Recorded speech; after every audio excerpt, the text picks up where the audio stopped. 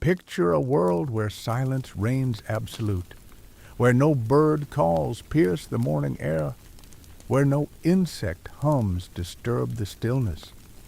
Imagine stepping onto shores where waves lap against empty beaches, washing over rocks that have never heard the scurry of tiny feet or felt the weight of any creature larger than a spider.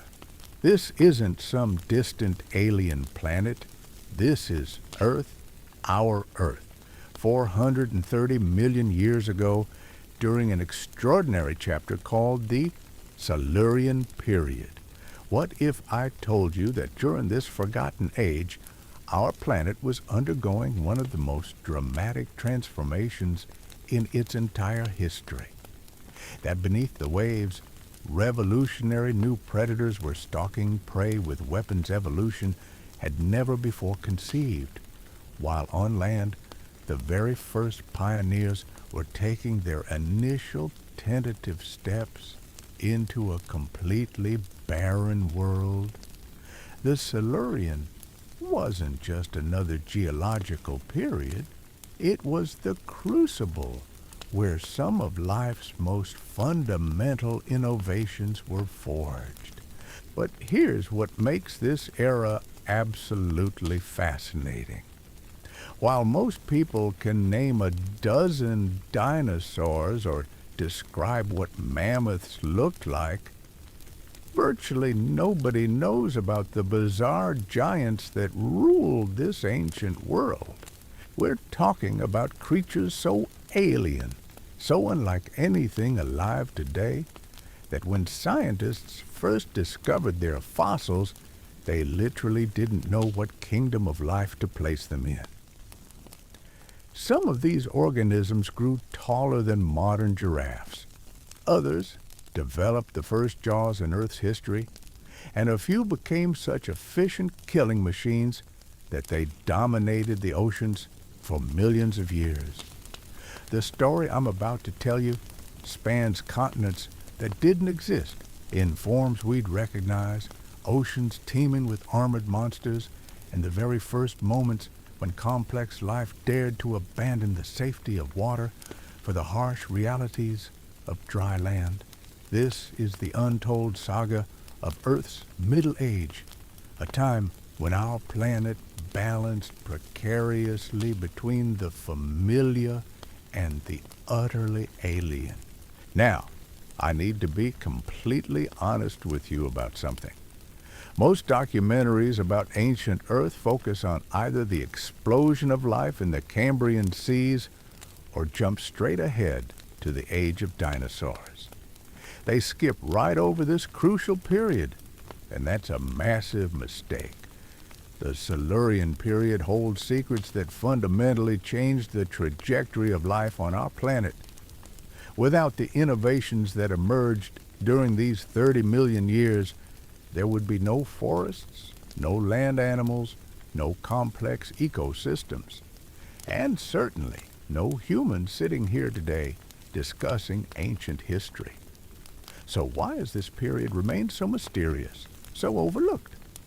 Part of the reason is that Silurian fossils are incredibly rare compared to later periods. The rocks from this time are often buried deep underground or have been destroyed by geological processes over hundreds of millions of years. But when we do find these ancient treasures, they reveal a world that challenges everything we think we know about early life on Earth. Let me paint you a picture of what our planet looked like during the early Silurian. The climate was dramatically different from today, much warmer and more humid, with no polar ice caps whatsoever. Sea levels were significantly higher, flooding vast areas that are now dry land. The continents themselves were arranged in completely unfamiliar configurations. What would eventually become North America and Europe were separate land masses located much closer to the equator, while the supercontinent of Gondwana dominated the southern hemisphere. But perhaps most striking of all was the color of the landscape. Imagine looking across vast expanses of bare rock and sediment painted in shades of rust, gray, and brown. There were no green meadows, no forests stretching to the horizon, no flowers dotting the countryside. The land was essentially a moonscape, broken only by rivers, lakes, and the occasional patch of primitive moss-like growth clinging to moist areas near the water's edge. This barren terrestrial world stood in stark contrast to what was happening beneath the waves. The Silurian oceans were experiencing an unprecedented explosion of diversity and complexity. Coral reefs were expanding rapidly, creating some of the first large-scale ecosystem engineering projects in Earth's history. But these weren't the colorful tropical reefs we know today. They were built by entirely different groups of organisms with names like stromatoporoids and tabulate corals, creating underwater cities that provided shelter for countless other species. Swimming through these ancient seas were creatures that would seem utterly alien to modern eyes. The dominant vertebrates weren't fish as we know them, but rather strange, jawless creatures encased in bony armor. Picture something like a cross between a lamprey and a medieval knight, and you're getting close to what these early agnathans looked like. They spent their time grubbing through bottom sediments, filtering nutrients from the water, completely unaware that they were about to be revolutionized by one of evolution's greatest innovations. Because it was during the Silurian that something absolutely game-changing happened in the vertebrate world. The evolution of jaws. This might not sound particularly exciting until you realize that jaws completely transformed how animals could interact with their environment. Suddenly, creatures could bite, tear, crush, and manipulate objects in ways that had been impossible before. It was like giving the animal kingdom its first set of tools. The earliest jawed fish were bizarre by any standard. Some were heavily armored tanks covered in thick plates of bone, while others resembled sharks, but weren't actually related to modern sharks at all. These pioneers carried within their bodies the genetic blueprint that would eventually give rise to all vertebrates with backbones and limbs, including us. Every time you chew your food, you're using a system that first evolved in the Silurian seas over 400 million years ago. But the vertebrates weren't the only predators in these ancient waters. Lurking in the depths were some of the most formidable hunters our planet has ever seen. The eurypterids, better known as sea scorpions. Now, despite their common name, these weren't actually scorpions, and most of them weren't particularly closely related to modern arachnids.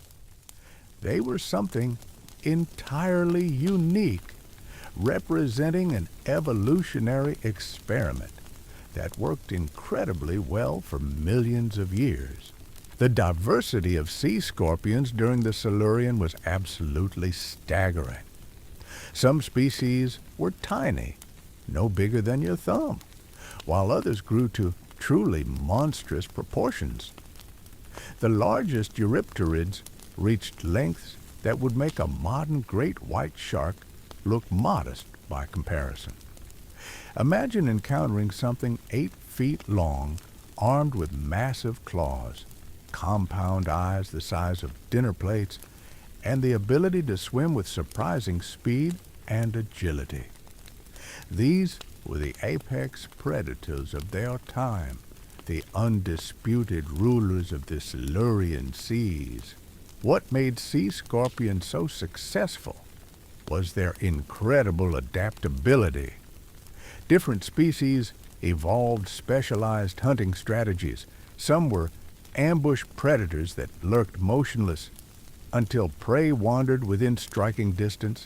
Others were active pursuit hunters that chased down their victims across the seafloor. Their claws came in an amazing variety of shapes and sizes, from delicate precision instruments for picking apart small prey to massive crushing weapons capable of cracking through the armor of other large arthropods. These ancient seas were also home to one of the most successful groups of animals in Earth's history, the trilobites. By the Silurian, trilobites had already been around for over 100 million years, and they showed no signs of slowing down. These segmented creatures had evolved into an incredible array of forms, from tiny species that burrowed through sediments to large predatory forms with elaborate spines and defensive structures. The relationship between trilobites and sea scorpions created one of the first great predator-prey dynamics in Earth's oceans. Fossil evidence shows us bite marks on trilobite shells that match perfectly with eurypterid claws, while some sea scorpion fossils have been found with trilobite remains in their gut contents. This ancient arms race drove innovation on both sides. Trilobites developed better armor and defensive spines, while sea scorpions evolved more powerful claws and more sophisticated hunting techniques. Meanwhile, in the quieter corners of the Silurian world, something revolutionary was beginning to happen. Along the margins of lakes, rivers, and coastal areas, the very first complex plants were starting to colonize dry land. This might seem like a minor detail compared to the drama playing out in the oceans, but it was actually one of the most important evolutionary events in Earth's history. The pioneers of this terrestrial invasion were small, humble plants that we call Cooksonia. To look at them, you might not be impressed. They stood only a few centimeters tall, had no leaves, no flowers, and no real roots to speak of. But these simple organisms possessed something that made all the difference: a vascular system. For the first time in Earth's history, plants had evolved internal plumbing that could transport water and nutrients from one part of the organism to another. This innovation might seem basic, but it was absolutely crucial for life on land. Water is heavy, and it tends to evaporate quickly in dry conditions. Without some way to efficiently move water from where it's absorbed to where it's needed, plants simply can't grow very large or survive very far from constantly moist environments. The evolution of vascular tissues was like giving plants their first real infrastructure for terrestrial living. But Cooksonia and its relatives weren't the only strange organisms pioneering life on land during the Silurian. Scattered across the landscape were some of the most bizarre life forms our planet has ever produced. Massive towers of organic material that stood like ancient monuments in this otherwise barren world. These mysterious giants, known as prototaxites, have puzzled scientists for decades because they don't fit neatly into any category of life we understand today. Imagine walking through the Silurian landscape and encountering something that looks like an enormous tree trunk, standing up to 26 feet tall and 3 feet wide, but with no branches, no leaves, and no obvious way that it could be photosynthesizing. For years, scientists debated whether these structures were plants, animals, or something else entirely. The mystery deepened when researchers examined their internal structure and found that it was completely unlike anything else known from the fossil record. The current best guess is that Prototaxites was some kind of giant fungus, possibly the largest organism living on land at the time. If this interpretation is correct, then these towering structures were essentially massive mushrooms, feeding on decaying organic matter and playing a crucial role in recycling nutrients in Earth's first terrestrial ecosystems. They represent a completely different approach to large-scale life on land, not through photosynthesis like plants, but through decomposition and nutrient cycling. The presence of these giant fungi tells us something important about the Silurian landscape.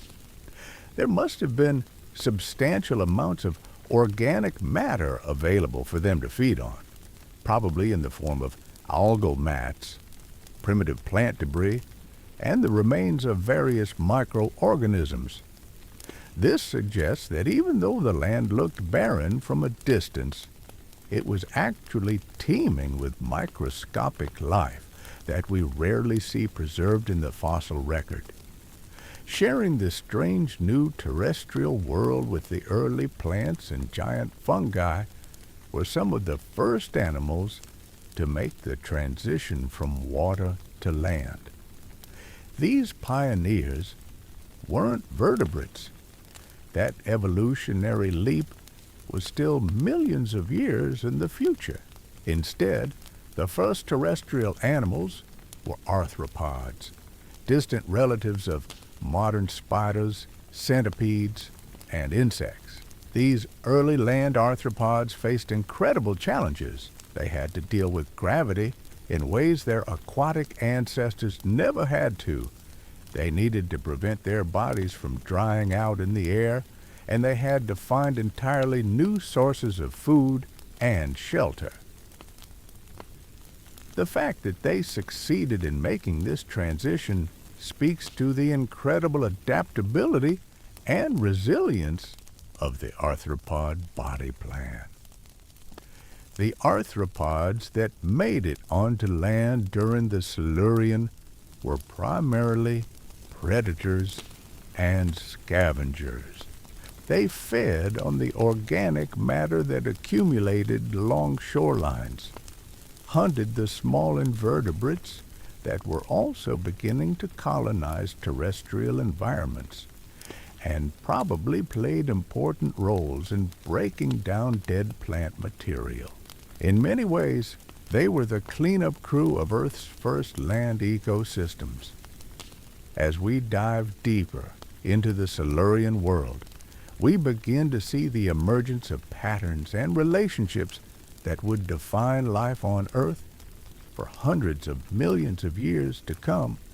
The basic structure of predator-prey relationships, the fundamental challenges of terrestrial living, and the evolutionary innovations that would eventually lead to complex ecosystems were all being established during this crucial period. But perhaps most importantly, the Silurian represents a time when life was experimenting with entirely new ways of existing. The giant fungi, the first-jawed fish, the pioneering land plants, and the massive sea scorpions all represent evolutionary experiments that pushed the boundaries of what was possible for living organisms.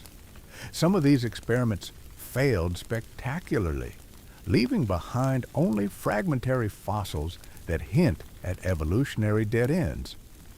Others succeeded beyond measure, establishing lineages that would persist for hundreds of millions of years. But all of them contributed to what we might call the Great Silurian Laboratory, a planetary-scale testing ground where life explored new possibilities with unprecedented creativity. The climate during this period played a crucial role in enabling these evolutionary experiments. Without polar ice caps, heat was distributed more evenly across the globe, creating vast tropical and subtropical zones that extended much further from the equator than they do today. This meant that warm, shallow seas covered enormous areas of the planet, providing ideal conditions for marine life to diversify and flourish. The atmospheric composition was also dramatically different from what we experience today. Oxygen levels were lower, while carbon dioxide concentrations were much higher, creating a greenhouse effect that kept global temperatures elevated.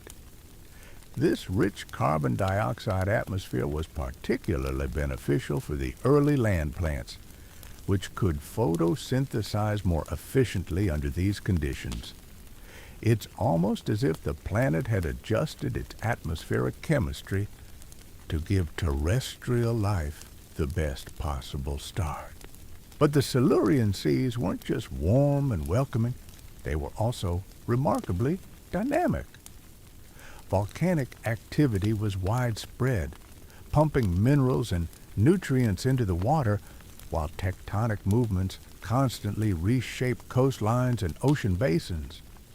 This geological restlessness created a mosaic of different marine environments, from shallow tropical lagoons to deeper basins, each supporting its own unique communities of organisms. In these varied marine habitats, the evolutionary arms race between predators and prey reached new levels of sophistication. The development of jaws wasn't just a one-time innovation. It sparked a cascade of counter-adaptations and responses that reverberated throughout the entire marine ecosystem.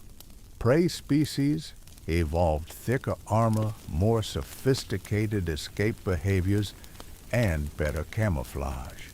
Predators responded with stronger jaw muscles, sharper teeth, and more efficient hunting strategies. This escalation created what scientists call an evolutionary Red Queen scenario, named after the character in Lewis Carroll's Through the Looking Glass, who had to keep running just to stay in place. In the Silurian seas, species had to constantly evolve new capabilities simply to avoid being outcompeted or eaten by their neighbors. This relentless pressure drove innovation at an unprecedented pace. The sea scorpions exemplify this evolutionary dynamism. Different lineages specialized for different ecological niches with remarkable precision. Some developed crushing claws, perfect for breaking open-shelled prey, while others evolved slicing appendages ideal for capturing soft-bodied organisms. Some species became bottom dwellers, perfectly adapted for hunting among coral reefs and sediment, while others took to the open water as active swimmers. The sensory capabilities of these ancient predators were particularly impressive. Their compound eyes were often enormous relative to their body size, suggesting that vision played a crucial role in their hunting strategies. Some species had eyes positioned on top of their heads, perfect for spotting prey swimming overhead, while others had forward-facing eyes that provided excellent depth perception for precise strikes. But perhaps most remarkably, some sea scorpions developed what appears to be the first sophisticated chemical detection systems in marine predators. Specialized appendages near their mouths could taste the water, allowing them to track prey over considerable distances by following chemical trails. This was predation elevated to a science, using multiple sensory modalities to locate and capture prey with deadly efficiency. The success of these apex predators had profound effects on the entire marine ecosystem. Their presence shaped the evolution of defensive strategies in countless other species, drove the development of reef structures that provided shelter, and influenced the distribution and behavior of organisms throughout the water column. In many ways, the sea scorpions were ecosystem engineers, their hunting activities creating ecological opportunities for other species while simultaneously constraining evolutionary possibilities for their prey. Meanwhile, the first reefs were becoming increasingly complex architectural marvels. The organisms building these structures weren't working from any conscious plan, yet they created some of the most intricate three-dimensional habitats the planet had ever seen. Different species of reef builders had different construction techniques. Some created branching structures that reached toward sunlight, others formed massive mounding colonies, and still others specialized in filling gaps and cementing loose material together. These ancient reefs functioned as oases of biodiversity in the Silurian seas. They provided shelter for countless smaller organisms, created hunting grounds for predators, and served as nurseries for juvenile animals. The complex three-dimensional structure of the reefs created countless microhabitats, each with its own specific conditions of light, water flow, and food availability. The chemistry of reef construction during the Silurian was also fascinating. The organisms building these structures had to extract calcium carbonate from seawater and deposit it in precise patterns to create their skeletons. This process required sophisticated biological machinery and represented one of the first large-scale examples of organisms deliberately modifying their physical environment through construction activities. But the most profound changes during the Silurian weren't happening in the familiar marine realm. They were occurring in the utterly alien environment of dry land. The colonization of terrestrial habitats represented perhaps the greatest challenge life had faced since the very origin of complex cells. Every aspect of survival had to be reconsidered and redesigned for conditions that were fundamentally hostile to organisms that had evolved in water. The early land plants faced a daunting array of problems.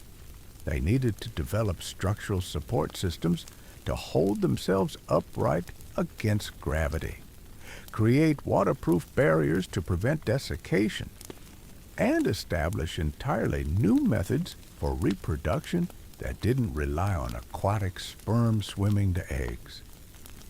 The solutions they evolved would seem almost impossibly sophisticated if we encountered them for the first time today. The vascular systems that allowed these plants to transport water and nutrients were marvels of biological engineering. They consisted of specialized cells arranged in continuous tubes that could move fluids over considerable distances through a combination of physical and chemical processes. Some of these transport mechanisms relied on the evaporation of water from aerial parts of the plant, creating a suction that drew more water up from the roots. Others used active pumping mechanisms that could move nutrients against gravity. But perhaps even more impressive was how these early plants solved the reproduction problem. Without water to carry sperm to eggs, they had to develop entirely new strategies for sexual reproduction. Their solution involved creating specialized structures called sporangia that produced tough, resistant spores capable of surviving in dry conditions. These spores could be dispersed by wind over considerable distances, allowing plants to colonize new areas without requiring continuous moist corridors. The liberation from aquatic reproduction was revolutionary because it meant that plants were no longer tied to the immediate vicinity of water bodies.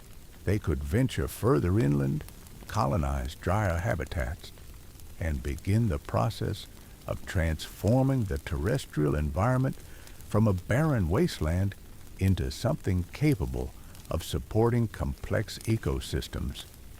As these pioneer plants spread across the landscape, they began to have profound effects on their physical environment. Their roots, simple as they were, began to break down rock surfaces and create the first primitive soils. Their bodies, when they died, provided organic matter that could support communities of decomposer organisms.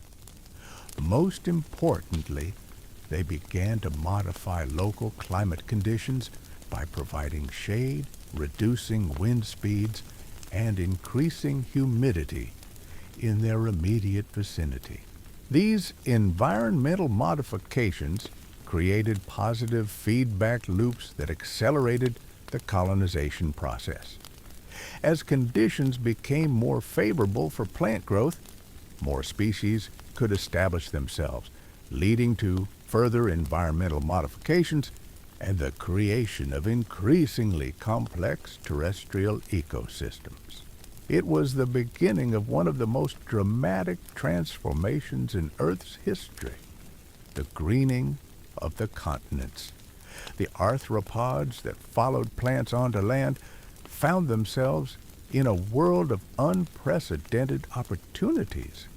With no vertebrate predators to worry about and abundant organic matter to feed on, they could experiment with body sizes and ecological strategies that would have been impossible in the crowded marine environment.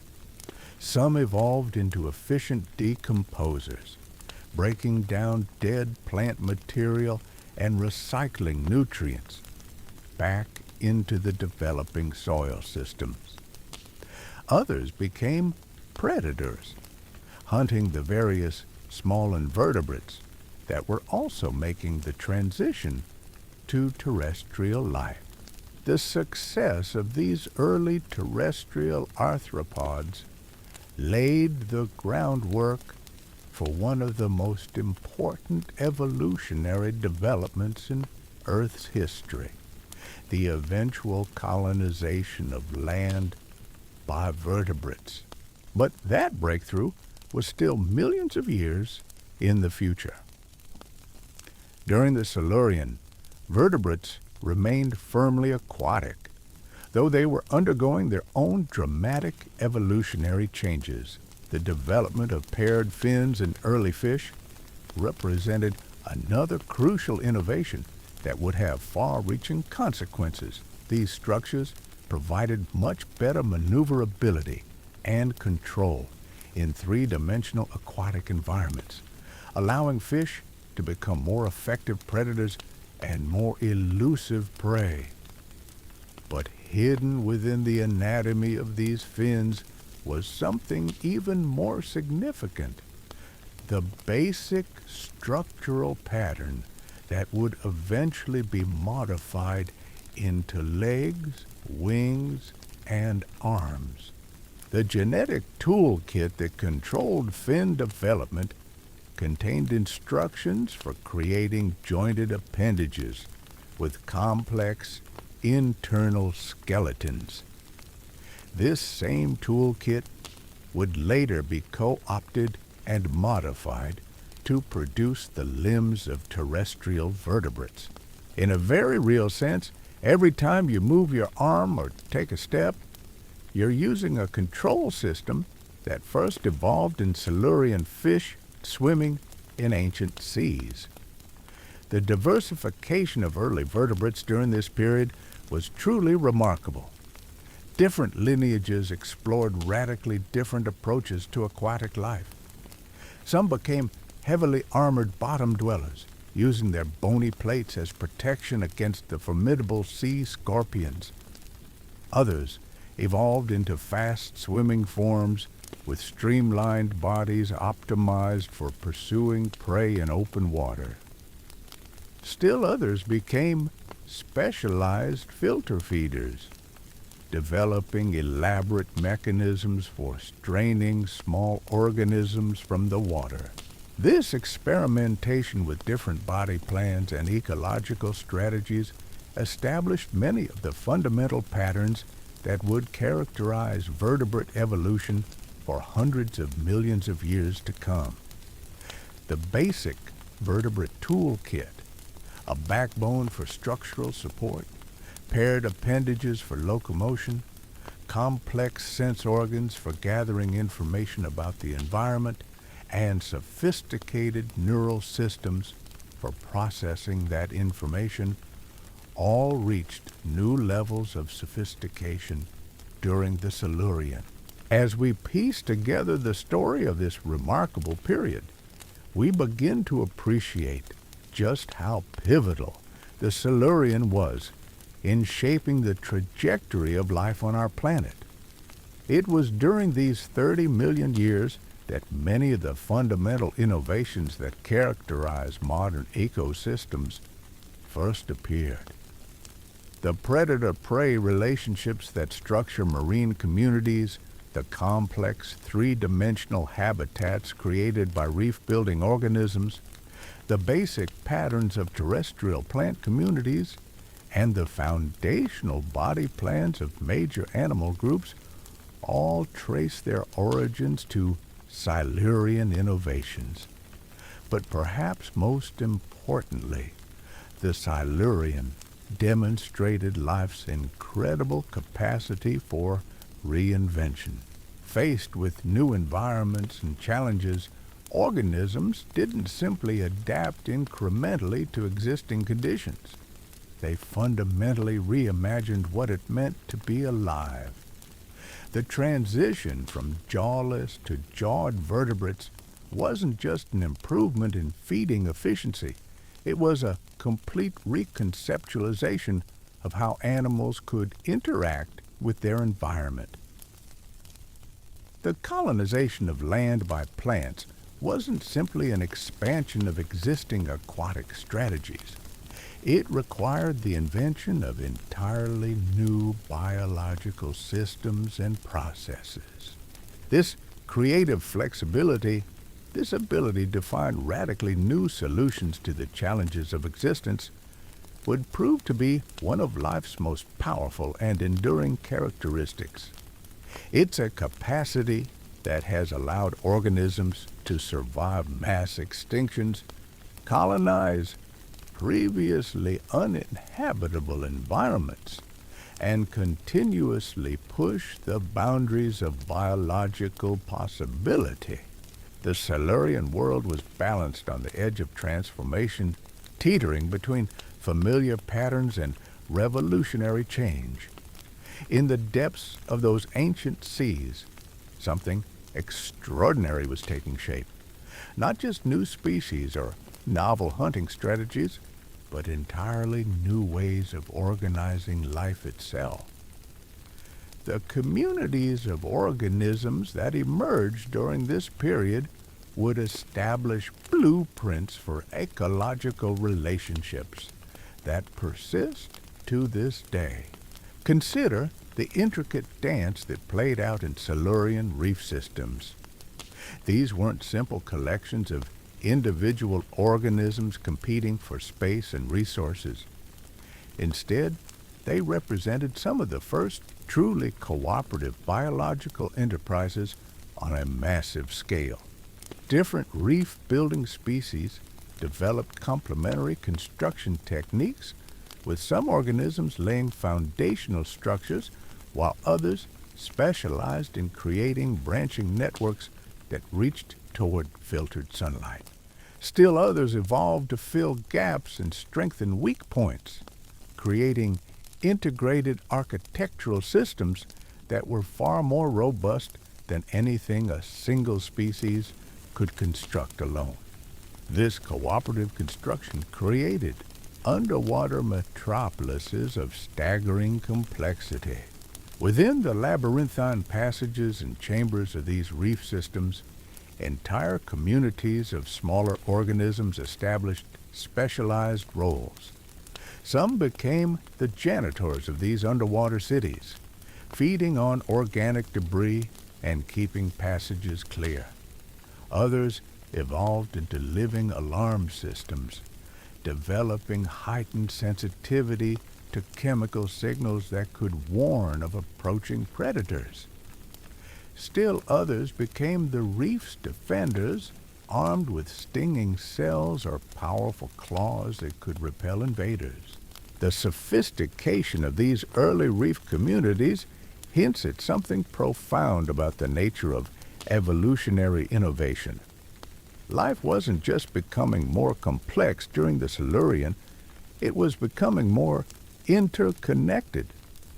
The success of individual organisms increasingly depended not just on their own capabilities, but on their ability to integrate into larger biological systems. This shift toward ecological interdependence would prove to be one of the most important trends in the history of life on Earth.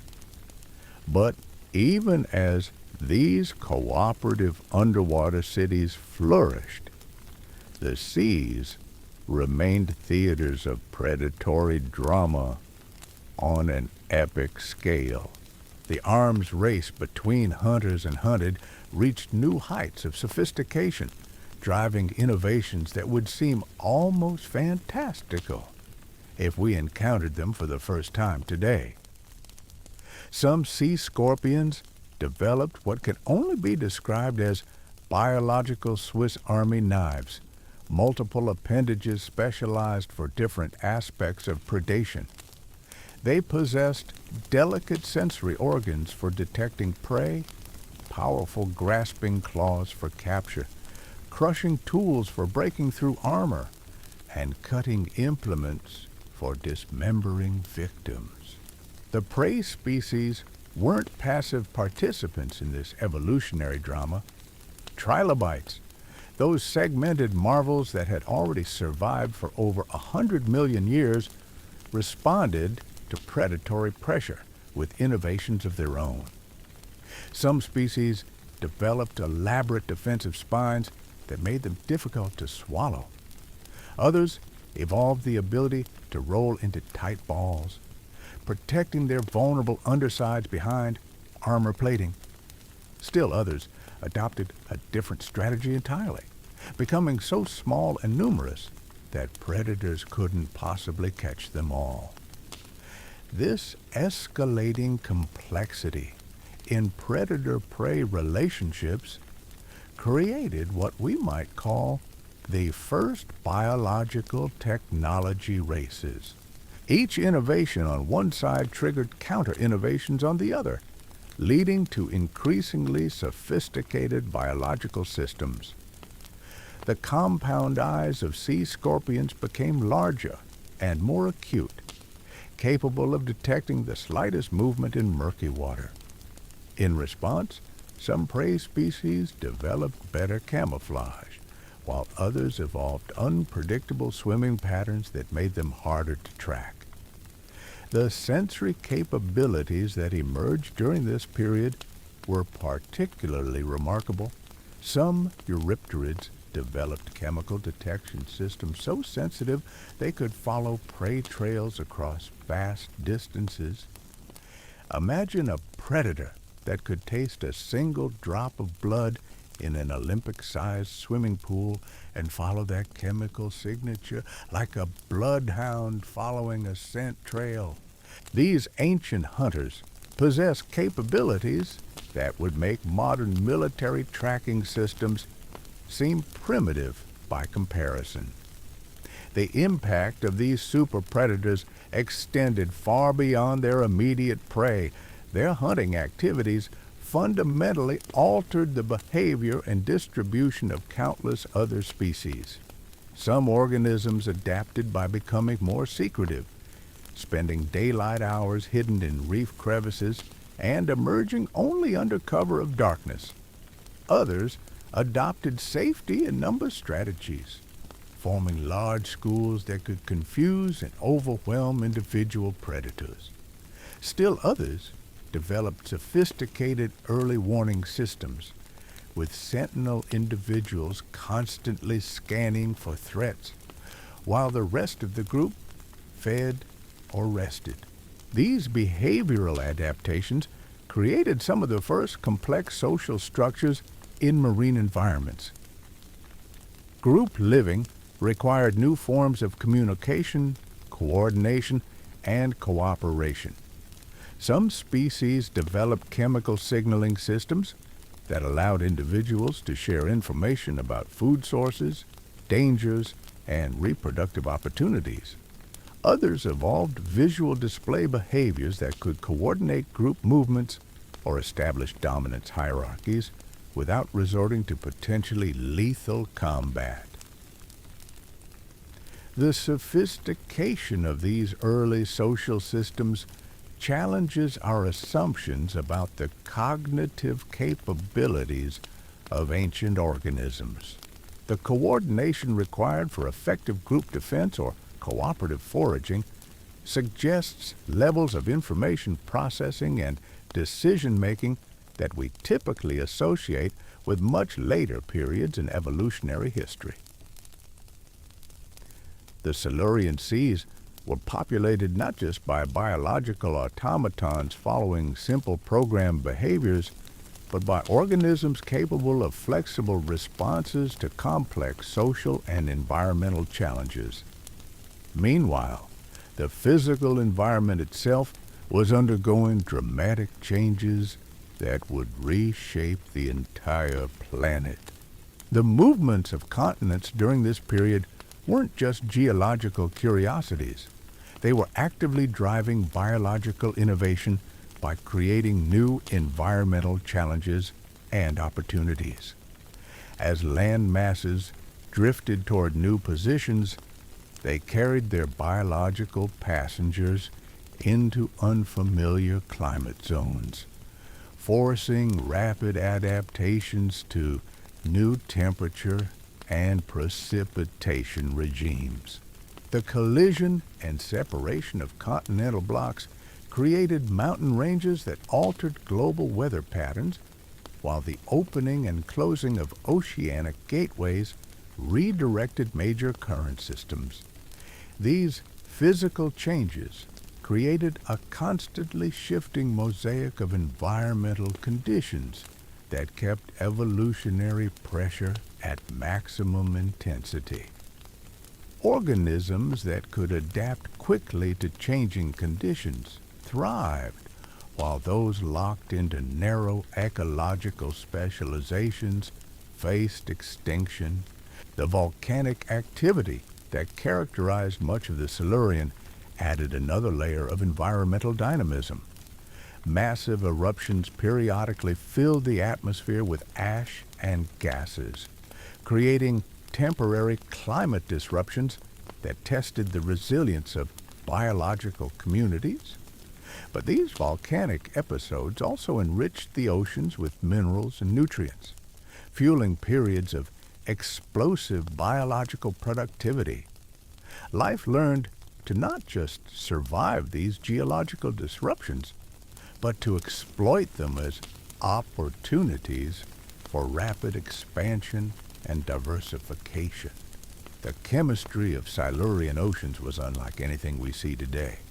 Higher concentrations of dissolved minerals created conditions that were simultaneously more challenging and more opportunistic for marine life.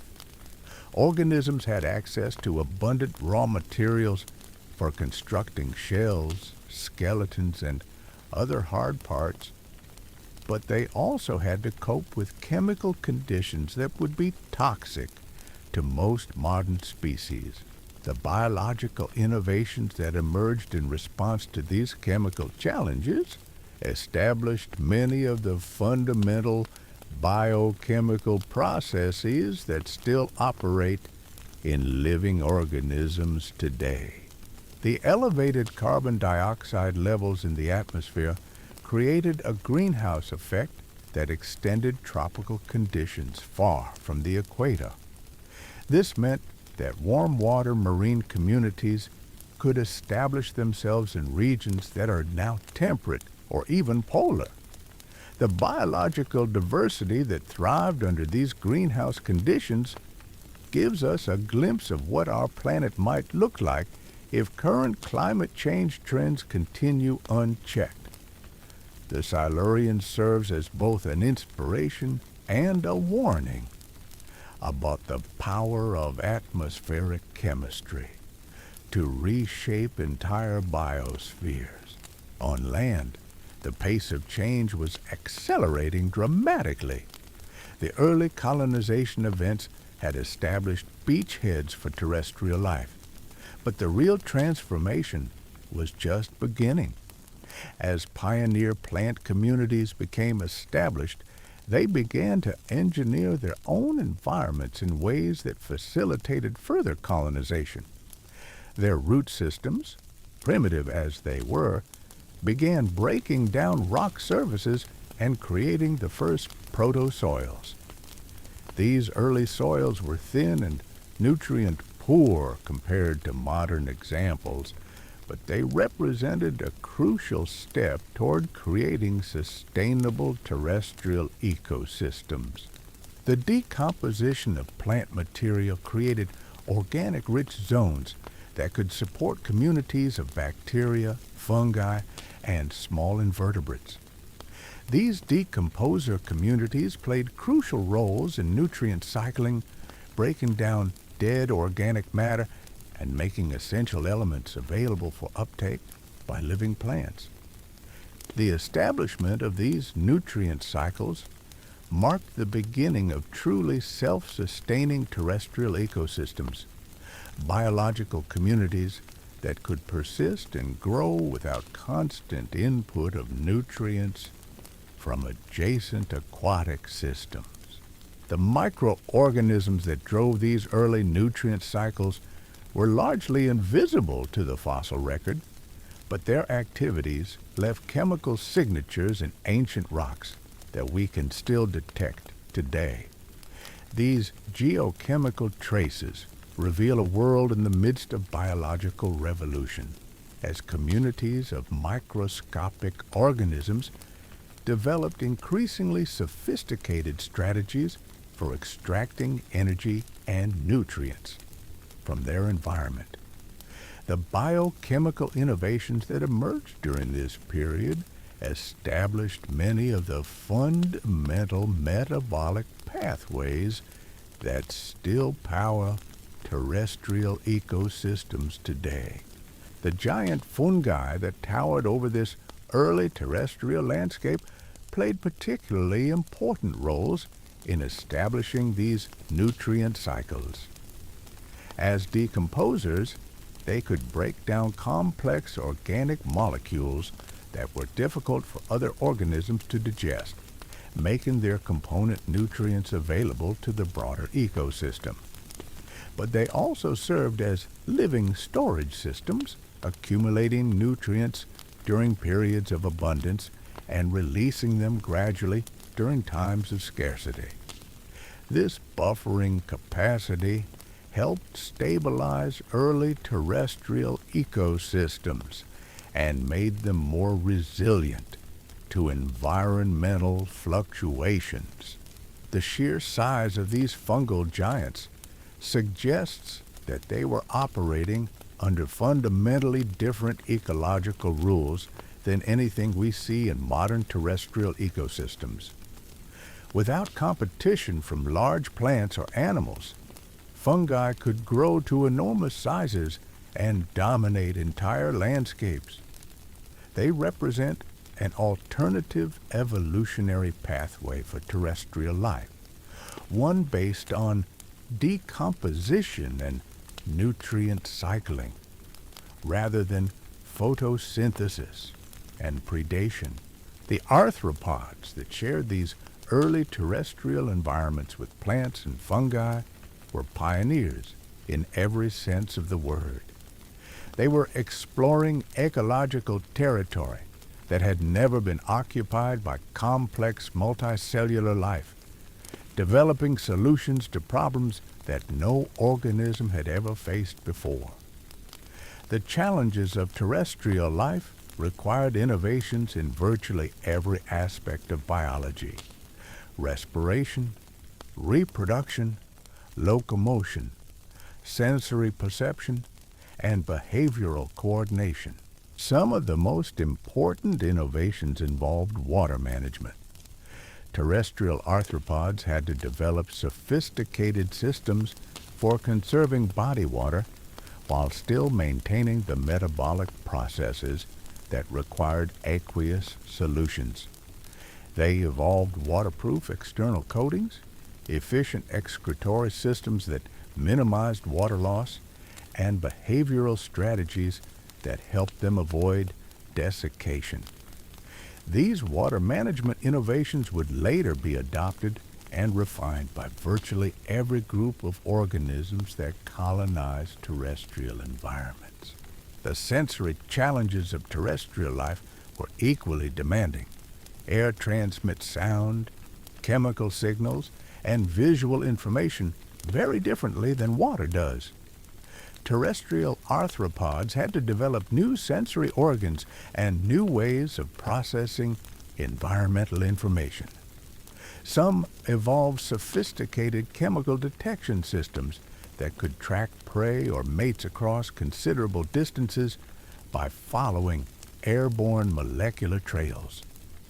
Others developed acoustic communication systems that allowed them to coordinate activities over much larger areas than would have been possible with purely visual or chemical signals. The reproductive challenges of terrestrial life drove some of the most creative biological innovations of the Silurian period. Without water to carry sperm to eggs, terrestrial organisms had to develop internal fertilization systems and protective structures for developing embryos.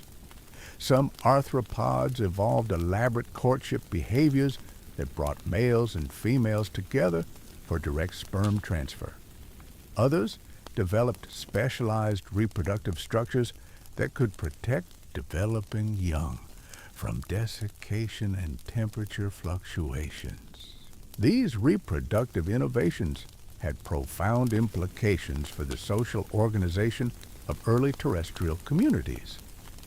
Internal fertilization and parental care created opportunities for more complex family structures and cooperative behaviors. Some species developed systems where parents worked together to protect and provision their offspring, leading to the evolution of the first terrestrial family groups. These early experiments with cooperative parenting established behavioral patterns that would be refined and elaborated by countless later species. The colonization of terrestrial environments also created new opportunities for evolutionary experimentation with body size and shape.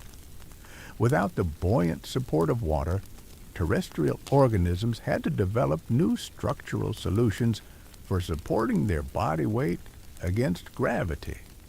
Some arthropods evolved thicker, more robust exoskeletons that could bear greater loads.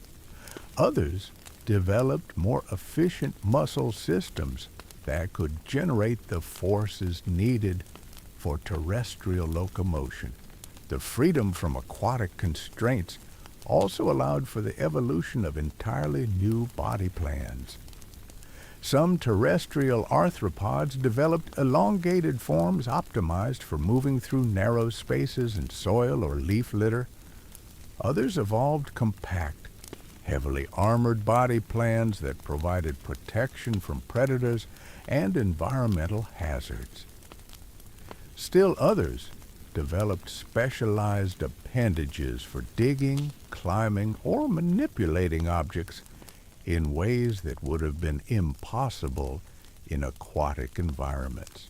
But perhaps the most significant aspect of terrestrial colonization during the Silurian was its establishment of evolutionary trajectories that would shape life on Earth for hundreds of millions of years to come. The basic body plans, metabolic pathways, and ecological strategies that evolved during this period provided the foundation for all subsequent terrestrial life. The vascular systems of early plants established the architectural principles that would later be scaled up to create towering forests. The water management systems of early arthropods provided the physiological foundation for the later evolution of insects, arachnids, and other terrestrial invertebrates. The Silurian period demonstrated life's remarkable ability to reinvent itself when faced with entirely new environmental challenges. The innovations that emerged during this time weren't just incremental improvements to existing biological systems. They represented fundamental reconceptualizations of what it meant to be a living organism. The transition from filter feeding to active predation, from aquatic to terrestrial existence, from individual to cooperative survival strategies, all of these represented quantum leaps in biological complexity and capability. These innovations didn't occur in isolation. They were part of an interconnected web of evolutionary changes that reinforced and amplified each other. The evolution of jaws and vertebrates created new predatory pressures that drove defensive innovations in prey species. The colonization of land by plants created new terrestrial habitats that could be exploited by arthropods. The development of reef systems created complex three-dimensional marine habitats that supported unprecedented levels of biodiversity. This interconnectedness reveals something profound about the nature of evolutionary change.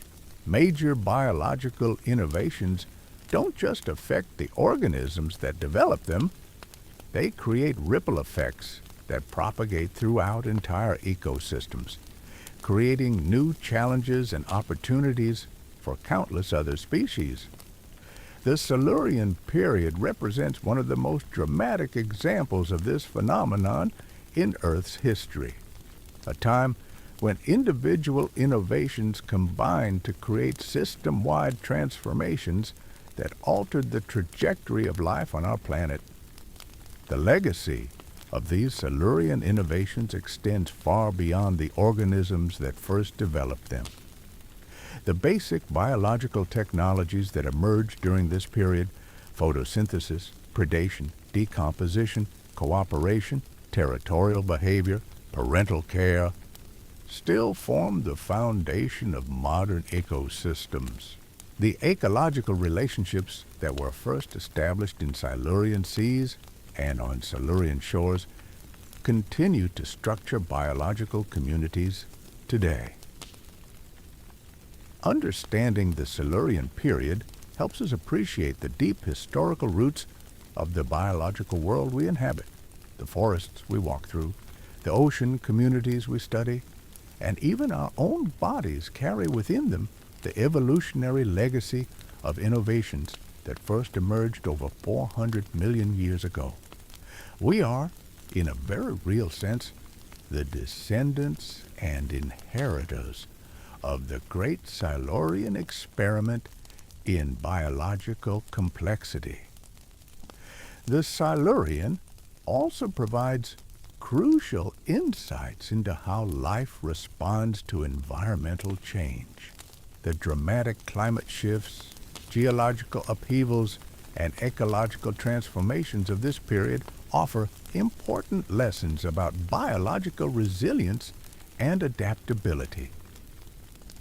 The organisms that thrived during the Silurian were those that could respond flexibly to changing conditions, that could exploit new opportunities, and that could cooperate effectively with other species.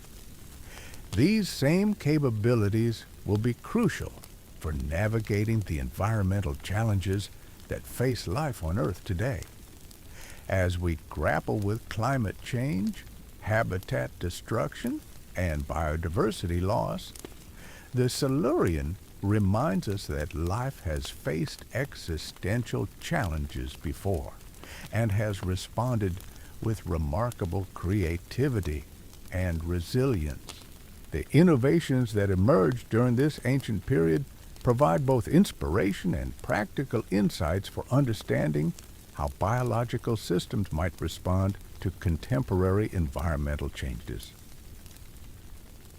The story of the Silurian is ultimately a story about transformation, about the power of life to reinvent itself, to explore new possibilities, and to create increasingly complex and beautiful forms of organization. It reminds us that the biological world we see today is not fixed or permanent, but rather the current chapter in an ongoing evolutionary story that began billions of years ago and continues to unfold around us every day. In the warm seas and barren landscapes of the Silurian, we see life pushing against the boundaries of possibility, experimenting with new ways of being, and establishing the foundations for all future biological complexity. It was a time of unprecedented creativity and innovation, when organisms dared to imagine entirely new ways of existing and had the evolutionary flexibility to transform those imaginings into reality. As the Silurian period reached its midpoint, the planet found itself caught in a delicate balance between stability and upheaval. The innovations that had emerged in the early millions of years were beginning to mature, creating increasingly sophisticated biological systems that would test the very limits of what was possible in this ancient world. Yet, beneath this apparent stability, forces were building that would drive even more dramatic transformations in the chapters to come. The reef systems that had begun as simple colonial experiments were evolving into architectural marvels of unprecedented complexity. These underwater cathedrals stretched for hundreds of miles along ancient coastlines, creating biological megastructures that dwarfed anything the planet had seen before. But what made these reefs truly remarkable wasn't just their size. It was their internal organization. Different zones within the reef specialized in different functions, creating a kind of biological city planning that maximized efficiency and resilience. In the deepest foundations of these reef systems, massive colonial organisms created sturdy platforms capable of supporting enormous weight. These foundation builders had evolved sophisticated chemical processes that allowed them to extract calcium carbonate from seawater with remarkable efficiency, depositing it in crystalline structures that were both lightweight and incredibly strong. The engineering principles they employed were so effective that modern architects still study fossilized reef structures for inspiration in designing earthquake-resistant buildings. Above these foundational layers, branching colonies reached upward toward filtered sunlight, creating complex three-dimensional frameworks that provided shelter for countless smaller organisms.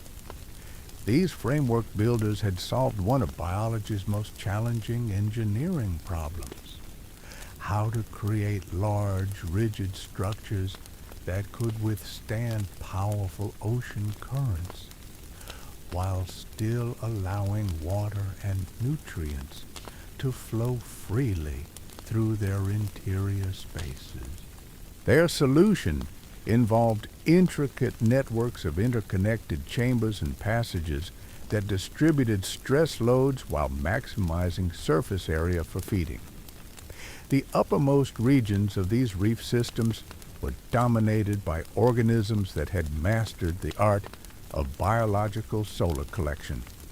These photosynthetic partners weren't plants in any sense we would recognize, but rather complex symbiotic associations between different types of organisms. Some provided structural support, others contributed photosynthetic capability, and still others specialized in nutrient processing and waste removal. The cooperation between these different organisms was so intimate that it's sometimes impossible to determine where one species ends and another begins. Within the labyrinthine passages of these reef cities, entire ecosystems developed in isolation from the broader marine environment. Some chambers became specialized nurseries where juvenile organisms could develop protected from predators. Others evolved into food processing centers where organic debris was broken down and recycled. Still others became communication hubs where different species exchanged chemical signals that coordinated activities across vast distances. The diversity of life forms that inhabited these reef systems was truly staggering.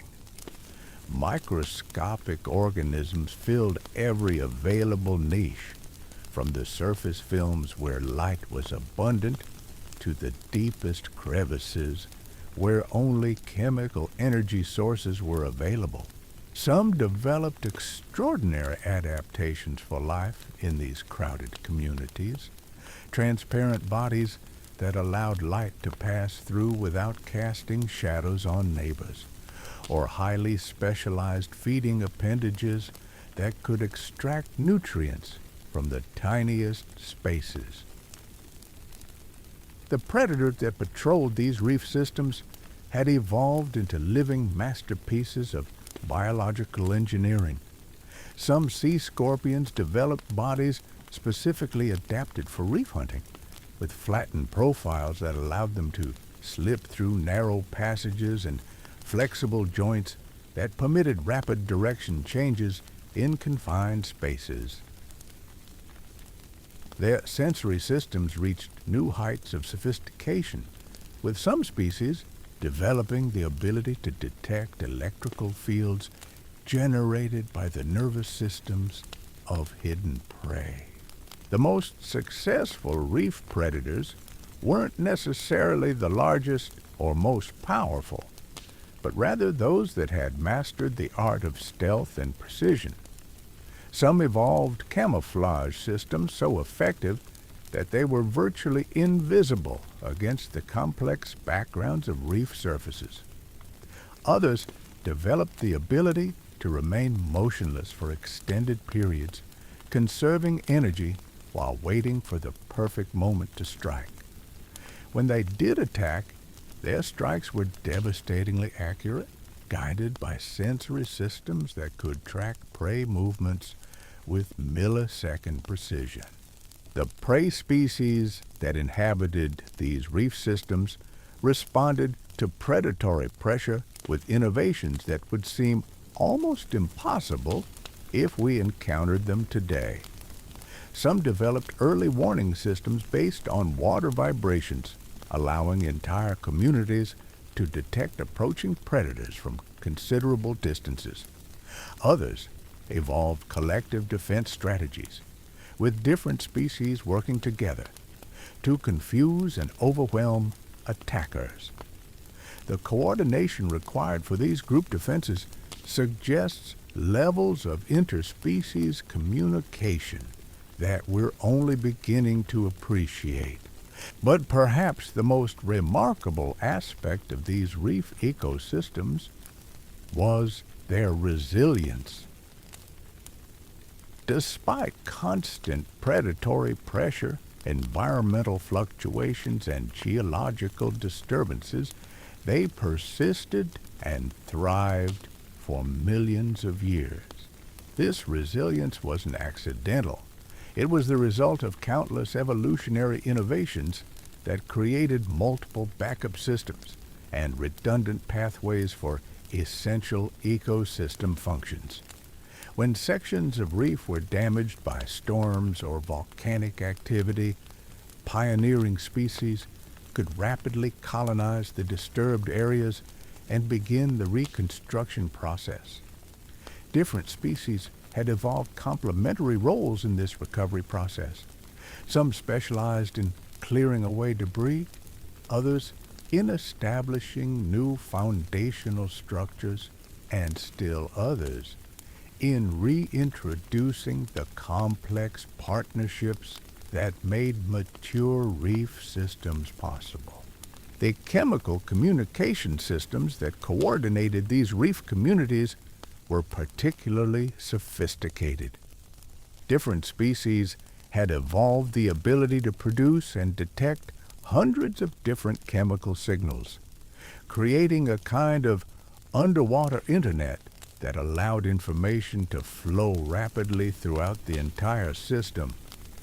Some signals warned of approaching dangers, others coordinated reproductive activities, and still others facilitated the complex negotiations required for establishing new symbiotic partnerships. These communication networks also served as early detection systems for environmental changes. When water temperatures fluctuated or chemical composition shifted, sensitive species would release warning signals that alerted the entire community to potential problems. This allowed reef systems to respond collectively to environmental challenges, with different species adjusting their activities in coordinated ways that maximized the system's overall survival chances. The success of these reef ecosystems had profound effects on the broader marine environment. They served as nurseries for countless species that spent their adult lives in other habitats, creating biological connections that linked distant marine communities. They also acted as massive water processing systems, filtering enormous volumes of seawater and removing excess nutrients that could otherwise destabilize marine ecosystems. The organic productivity of these reef systems was extraordinary. They converted sunlight and dissolved nutrients into living tissue with an efficiency that modern ecosystems can barely match. This productivity supported food webs of incredible complexity, with energy flowing through dozens of different pathways before finally being recycled back into the system. The biomass contained within a single large reef system probably exceeded that of entire modern marine ecosystems. But the influence of these reef systems extended far beyond their immediate biological boundaries. They altered local ocean currents, creating upwelling patterns that brought deep water nutrients to surface communities. They modified coastal erosion patterns, protecting shorelines from wave damage and creating sheltered environments where other types of marine communities could establish themselves. They even influenced local weather patterns, as the vast amounts of water they processed affected evaporation rates and cloud formation. Meanwhile, in the open oceans beyond the reefs, a different kind of evolutionary drama was unfolding. The development of active swimming predators had triggered an arms race that was rapidly escalating beyond anything the planet had previously experienced. The early jawed fish weren't content to simply improve upon existing hunting strategies. They were pioneering entirely new approaches to predation that would revolutionize marine ecosystems. Some of these experimental predators developed pursuit strategies that relied on sustained high-speed swimming. Their bodies became increasingly streamlined, their muscle systems more efficient, and their cardiovascular systems more capable of delivering oxygen during extended chases. These pursuit predators could maintain high speeds for considerable distances, allowing them to run down prey that might otherwise escape to safety. Other predators evolved in the opposite direction, becoming ambush specialists that relied on explosive bursts of speed and power. These hunters developed massive jaw muscles and reinforced skull structures that could deliver devastating strikes to unsuspecting prey. Their attacks were over in fractions of a second, but they packed enough force to incapacitate prey many times their own size. The sensory capabilities of these open ocean predators reached extraordinary levels of sophistication. Some developed acoustic detection systems that could pinpoint the location of prey based on the subtle sounds created by swimming movements. Others evolved electromagnetic sensing capabilities that could detect the electrical fields generated by the muscle contractions of potential prey. Still others developed chemical detection systems so sensitive that they could track prey across vast distances by following molecular trails in the water. The prey species that inhabited these open marine environments responded to predatory pressure with equally impressive innovations. Some evolved into the first truly fast-swimming marine animals, developing body shapes and propulsion systems optimized for sustained high-speed travel. Others adopted schooling behaviors that made it difficult for predators to target individual animals. Still others developed sophisticated escape behaviors that relied on rapid direction changes and unpredictable swimming patterns. The evolutionary arms race between these open ocean predators and prey created some of the most efficient biological machines the planet had ever seen. The swimming speeds achieved by some Silurian marine animals probably approached the theoretical limits imposed by the physics of movement through water.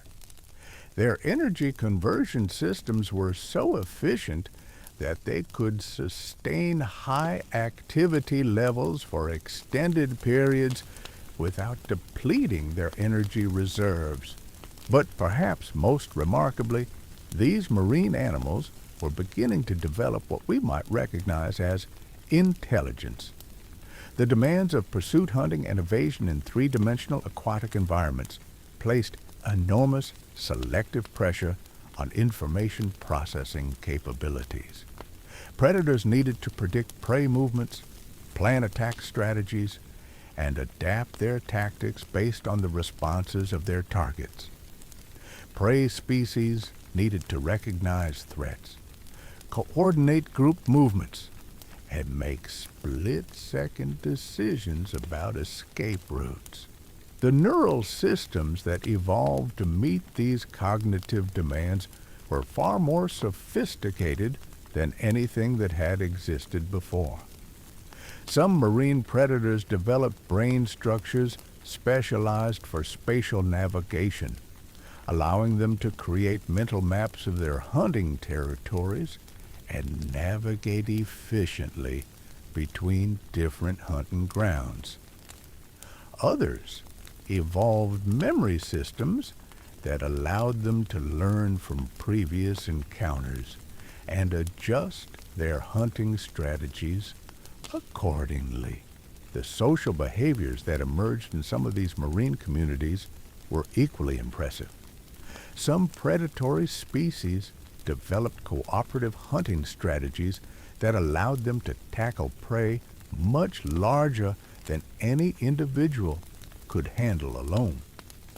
These cooperative hunts required sophisticated communication systems and the ability to coordinate complex group movements in real time.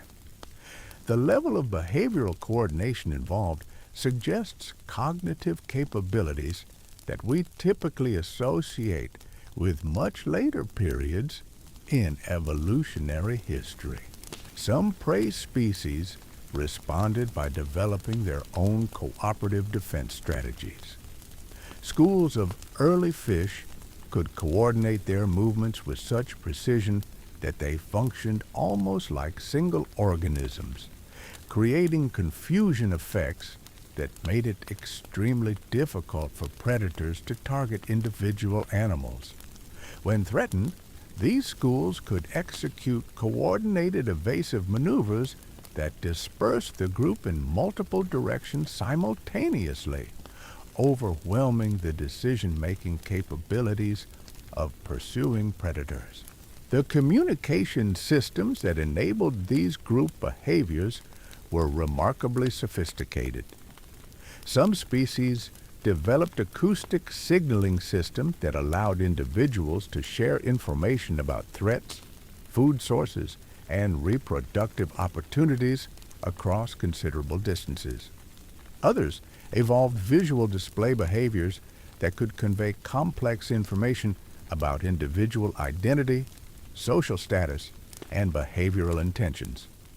Still, others relied on chemical communication systems that left persistent signals in the water, creating information networks that could coordinate group activities even when individuals were widely separated.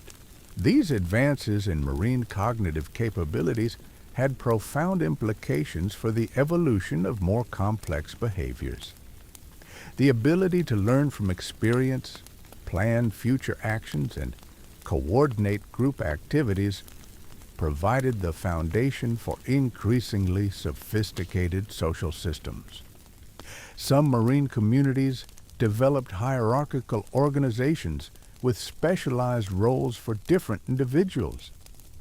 Others evolved complex mating systems that involved elaborate courtship behaviors and long-term pair bonds. The reproductive strategies that evolved during this period were particularly innovative. Some species developed sophisticated mate choice systems based on displays of hunting prowess or territorial control. Others evolved cooperative breeding systems where multiple individuals contributed to raising offspring. Still others developed complex life cycles with distinct juvenile and adult phases that exploited different ecological niches. These reproductive innovations had important effects on population dynamics and species distribution patterns. Species with complex mating systems often developed patchy distribution patterns as individuals aggregated around high-quality breeding sites. Those with cooperative breeding systems could achieve higher reproductive success rates, allowing them to colonize marginal habitats where solitary breeders couldn't survive. The diversity of reproductive strategies that emerged during this period established many of the patterns that still characterize marine ecosystems today. The success of these marine innovations created increasingly complex food webs that linked different parts of the ocean system together. Nutrients and energy flowed through multiple pathways, creating resilient networks that could maintain ecosystem function even when individual species were lost. These complex food webs also created opportunities for new types of ecological specialization, as organisms could exploit increasingly narrow niches while still maintaining viable populations. The stability provided by these complex marine ecosystems created conditions that favored the evolution of even more sophisticated biological systems. Long-term environmental predictability allowed organisms to invest in complex developmental programs that produced highly specialized adult forms. It also permitted the evolution of extended lifespans, which created opportunities for individual learning and cultural transmission of behavioral innovations. But while marine ecosystems were achieving new heights of complexity and sophistication, the real revolutionary changes were still happening on land. The pioneer plant communities that had established the first terrestrial beachheads were undergoing rapid evolutionary changes that would transform the appearance of continents forever. These early terrestrial ecosystems were about to cross a threshold that would fundamentally alter the trajectory of life on Earth. The vascular systems that had allowed the first land plants to transport water and nutrients over modest distances were being refined and elaborated in ways that would permit much larger body sizes. Some plant lineages were developing secondary growth systems that could add layers of structural tissue year after year, creating the possibility of truly massive terrestrial organisms. Others were evolving more efficient photosynthetic systems that could capture and convert sunlight with unprecedented effectiveness. The root systems of these advancing plant communities were becoming increasingly sophisticated, developing specialized structures for different functions. Some roots became specialized for water absorption, developing extensive branching patterns that could extract moisture from even relatively dry soils. Others evolved into structural anchors that could support increasingly tall above-ground portions. Still others developed symbiotic relationships with soil organisms, trading photosynthetic products for essential nutrients in what would become one of the most important partnerships in terrestrial ecosystems. The above-ground portions of these plants were also undergoing dramatic changes. Some lineages were developing the first true leaves, flattened structures specifically optimized for capturing sunlight and facilitating gas exchange. These early leaves were simple by modern standards, but they represented a crucial innovation that would eventually allow plants to achieve much higher rates of photosynthesis and growth. Other plant lineages were experimenting with different approaches to terrestrial success. Some developed thick, waxy coatings that helped prevent water loss in dry conditions. Others evolved specialized storage tissues that could accumulate water and nutrients during favorable periods and release them during times of stress. Still others developed reproductive strategies that could function effectively in the challenging conditions of terrestrial environments. The diversification of terrestrial plant communities created increasingly complex habitat structures that could support a wider variety of other organisms. As plants grew taller and developed more elaborate branching patterns, they created three-dimensional habitat frameworks that provided shelter, nesting sites, and feeding opportunities for terrestrial arthropods. Different zones within these plant communities offer different microclimatic conditions, allowing organisms with different environmental requirements to coexist in the same general area. The soil systems that developed beneath these expanding plant communities were becoming increasingly complex and biologically active. The combination of plant roots, decomposing organic matter, and diverse communities of soil organisms created rich, fertile substrates that could support much higher levels of biological productivity than the sterile mineral substrates that had characterized early terrestrial environments. These developing soil systems were also becoming important storage reservoirs for nutrients and water.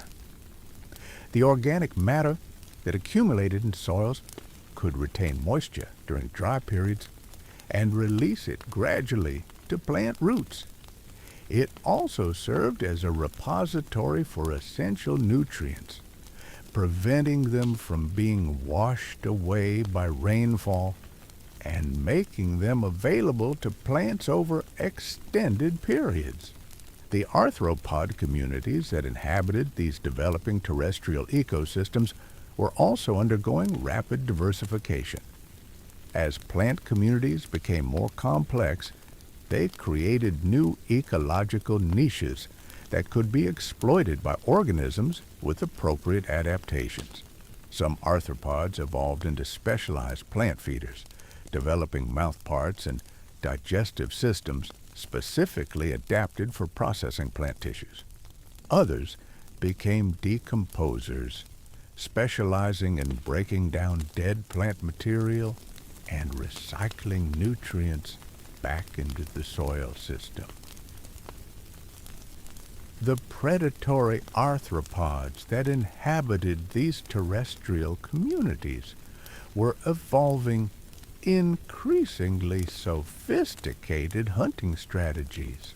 Some became ambush predators that could remain motionless for extended periods while waiting for prey to venture within striking range. Others evolved into active hunters that could pursue prey across considerable distances.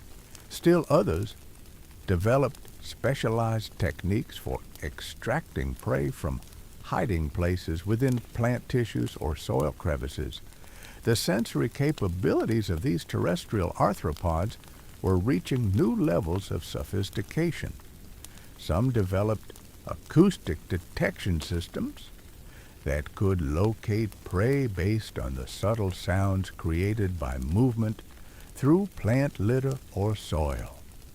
Others evolved chemical detection systems that could track prey by following molecular trails across complex terrestrial landscapes. Still others developed tactile sensing systems that allowed them to navigate effectively in the dark, confined spaces within soil systems or plant tissues. The reproductive strategies of terrestrial arthropods were also becoming increasingly complex. Some species developed elaborate courtship behaviors that allowed males and females to locate each other across the vast distances of terrestrial landscapes. Others evolved parental care systems that protected developing young from the harsh conditions of terrestrial environments. Still others developed complex life cycles that allowed them to exploit different resources at different stages of development. These reproductive innovations had important implications for the genetic structure and evolutionary potential of terrestrial arthropod populations. Species with effective mate location systems could maintain genetic diversity even when individuals were widely scattered across large areas. Those with parental care systems could achieve higher offspring survival rates, allowing them to colonize challenging environments where unprotected young couldn't survive. The success of these terrestrial arthropod communities created complex food webs that linked different components of terrestrial ecosystems together. Primary consumers fed on plant tissues, decomposers processed dead organic matter, and predators controlled the populations of other arthropods. These food webs were becoming increasingly stable and resilient, capable of maintaining ecosystem function even when individual species were temporarily reduced or eliminated. The chemical communication systems that coordinated these terrestrial communities were particularly sophisticated. Many terrestrial arthropods had evolved the ability to produce and detect airborne chemical signals, creating communication networks that could span considerable distances. Some of these chemical signals served as alarm pheromones that warned of approaching predators. Others functioned as trail markers that helped individuals navigate between different parts of their territories. The establishment of these complex terrestrial ecosystems was creating positive feedback loops that accelerated the pace of evolutionary change. As terrestrial communities became more diverse and stable, they provided more ecological opportunities for new species to establish themselves. This increased diversity created more complex ecological interactions, which in turn drove further evolutionary innovations. The terrestrial world was entering a period of accelerating biological complexity that would soon transform the appearance of entire continents. But perhaps the most significant aspect of these terrestrial developments was their establishment of the basic ecological principles that would govern land-based life for hundreds of millions of years to come. The primary productivity of photosynthetic plants, the nutrient cycling activities of decomposer organisms, and the population control functions of predators established the fundamental architecture of terrestrial ecosystems. The innovations that emerged during this period provided the foundation for all subsequent terrestrial life. The Silurian Period was demonstrating that life possessed an almost unlimited capacity for innovation and adaptation. Faced with entirely new environmental challenges, organisms weren't simply making minor adjustments to existing biological systems. They were fundamentally reimagining what it meant to be alive.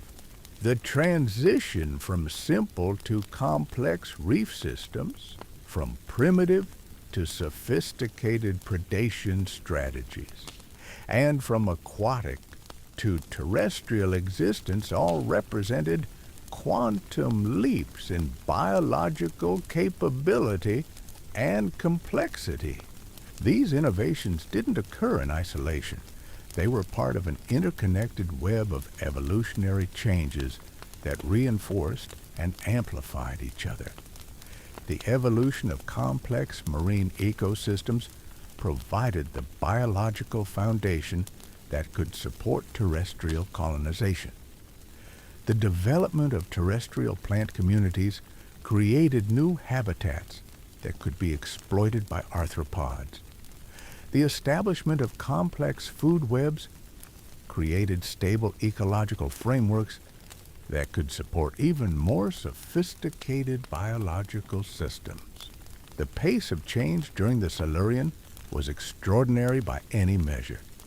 In the span of just a few million years, life had invented jaws, colonized land, developed complex cooperative behaviors, and established ecosystem-scale patterns of organization. The biological innovations that emerged during this period would provide the foundation for all subsequent evolutionary developments.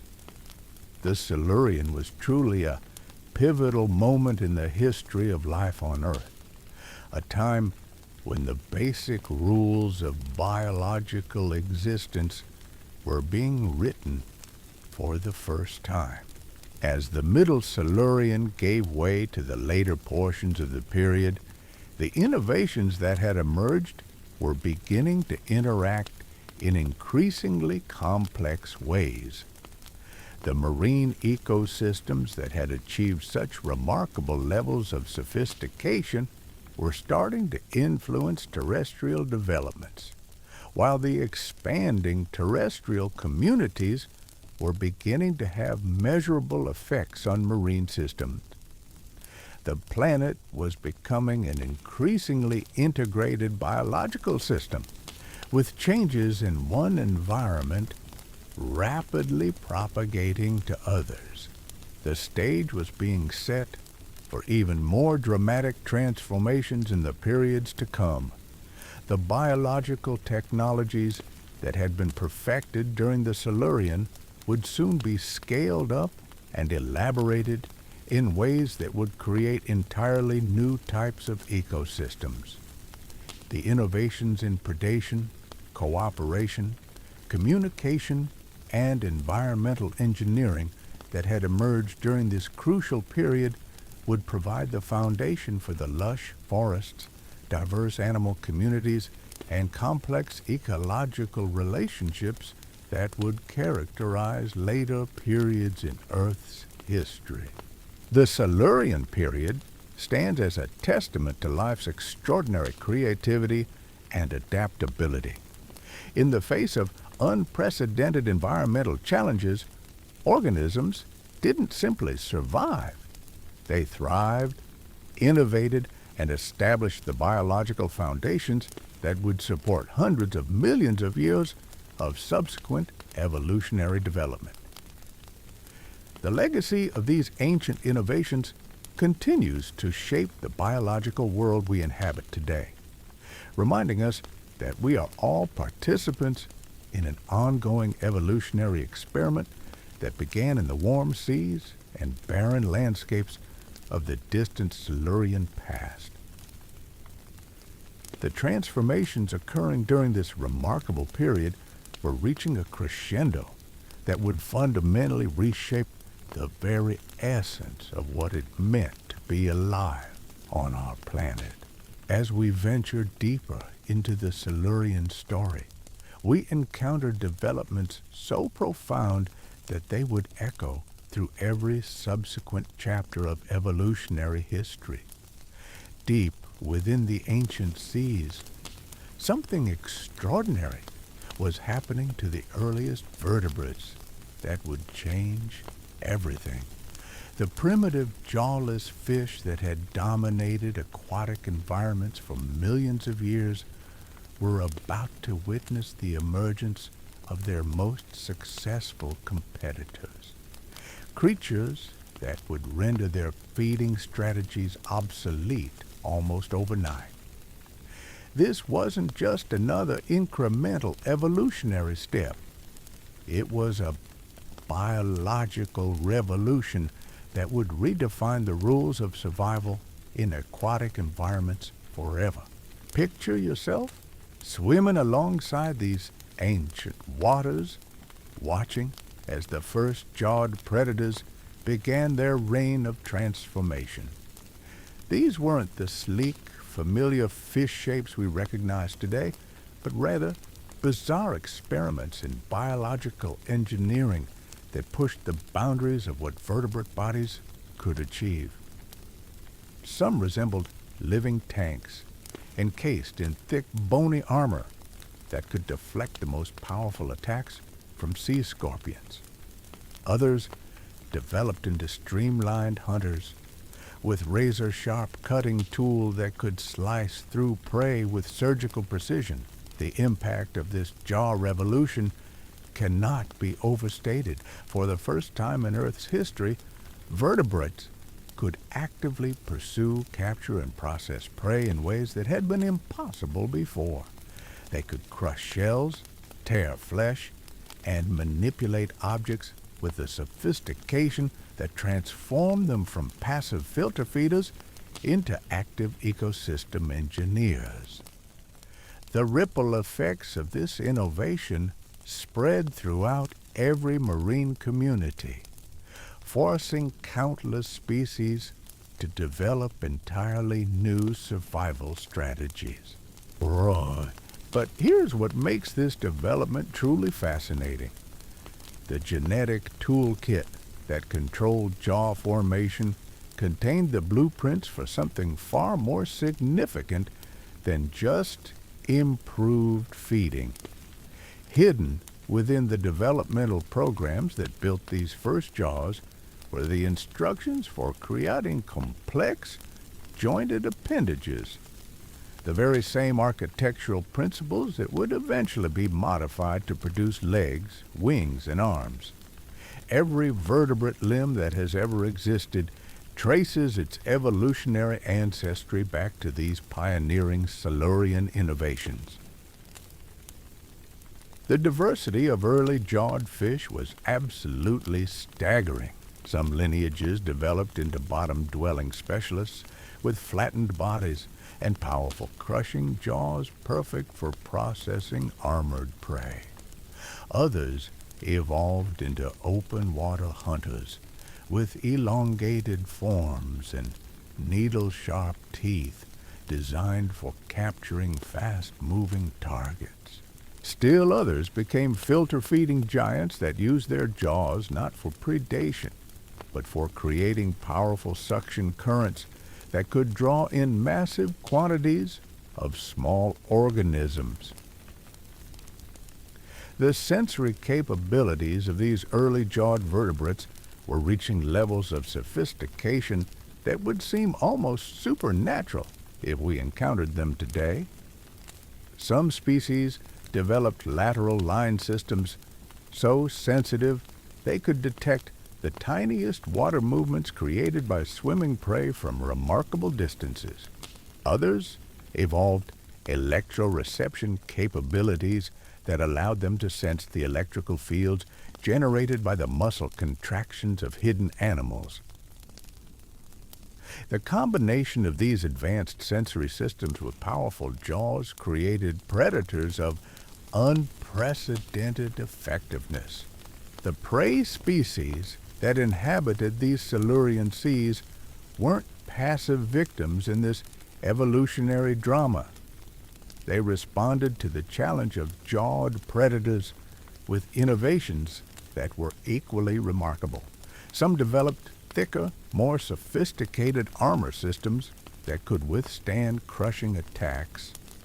Others evolved rapid escape behaviors that relied on explosive bursts of speed and unpredictable movement patterns.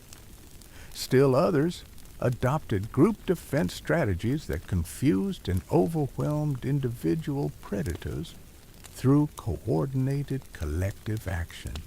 The arms race between these early jawed predators and their prey created some of the most efficient biological systems the planet had ever seen. The swimming speeds, reaction times, and energy conversion rates achieved by some Silurian marine animals approached the theoretical limits imposed by physics and biochemistry. These creatures were operating at peak performance levels that modern marine animals can barely match, despite having hundreds of millions of additional years of evolutionary refinement. Meanwhile, the eurypterids that had ruled the seas for so long were facing their greatest challenge yet. The emergence of jawed vertebrates threatened their position as apex predators, forcing them to evolve in directions that pushed their arthropod body plan to its absolute limits. Some sea scorpion lineages responded by growing to even more massive sizes, developing bodies that dwarfed most modern marine predators.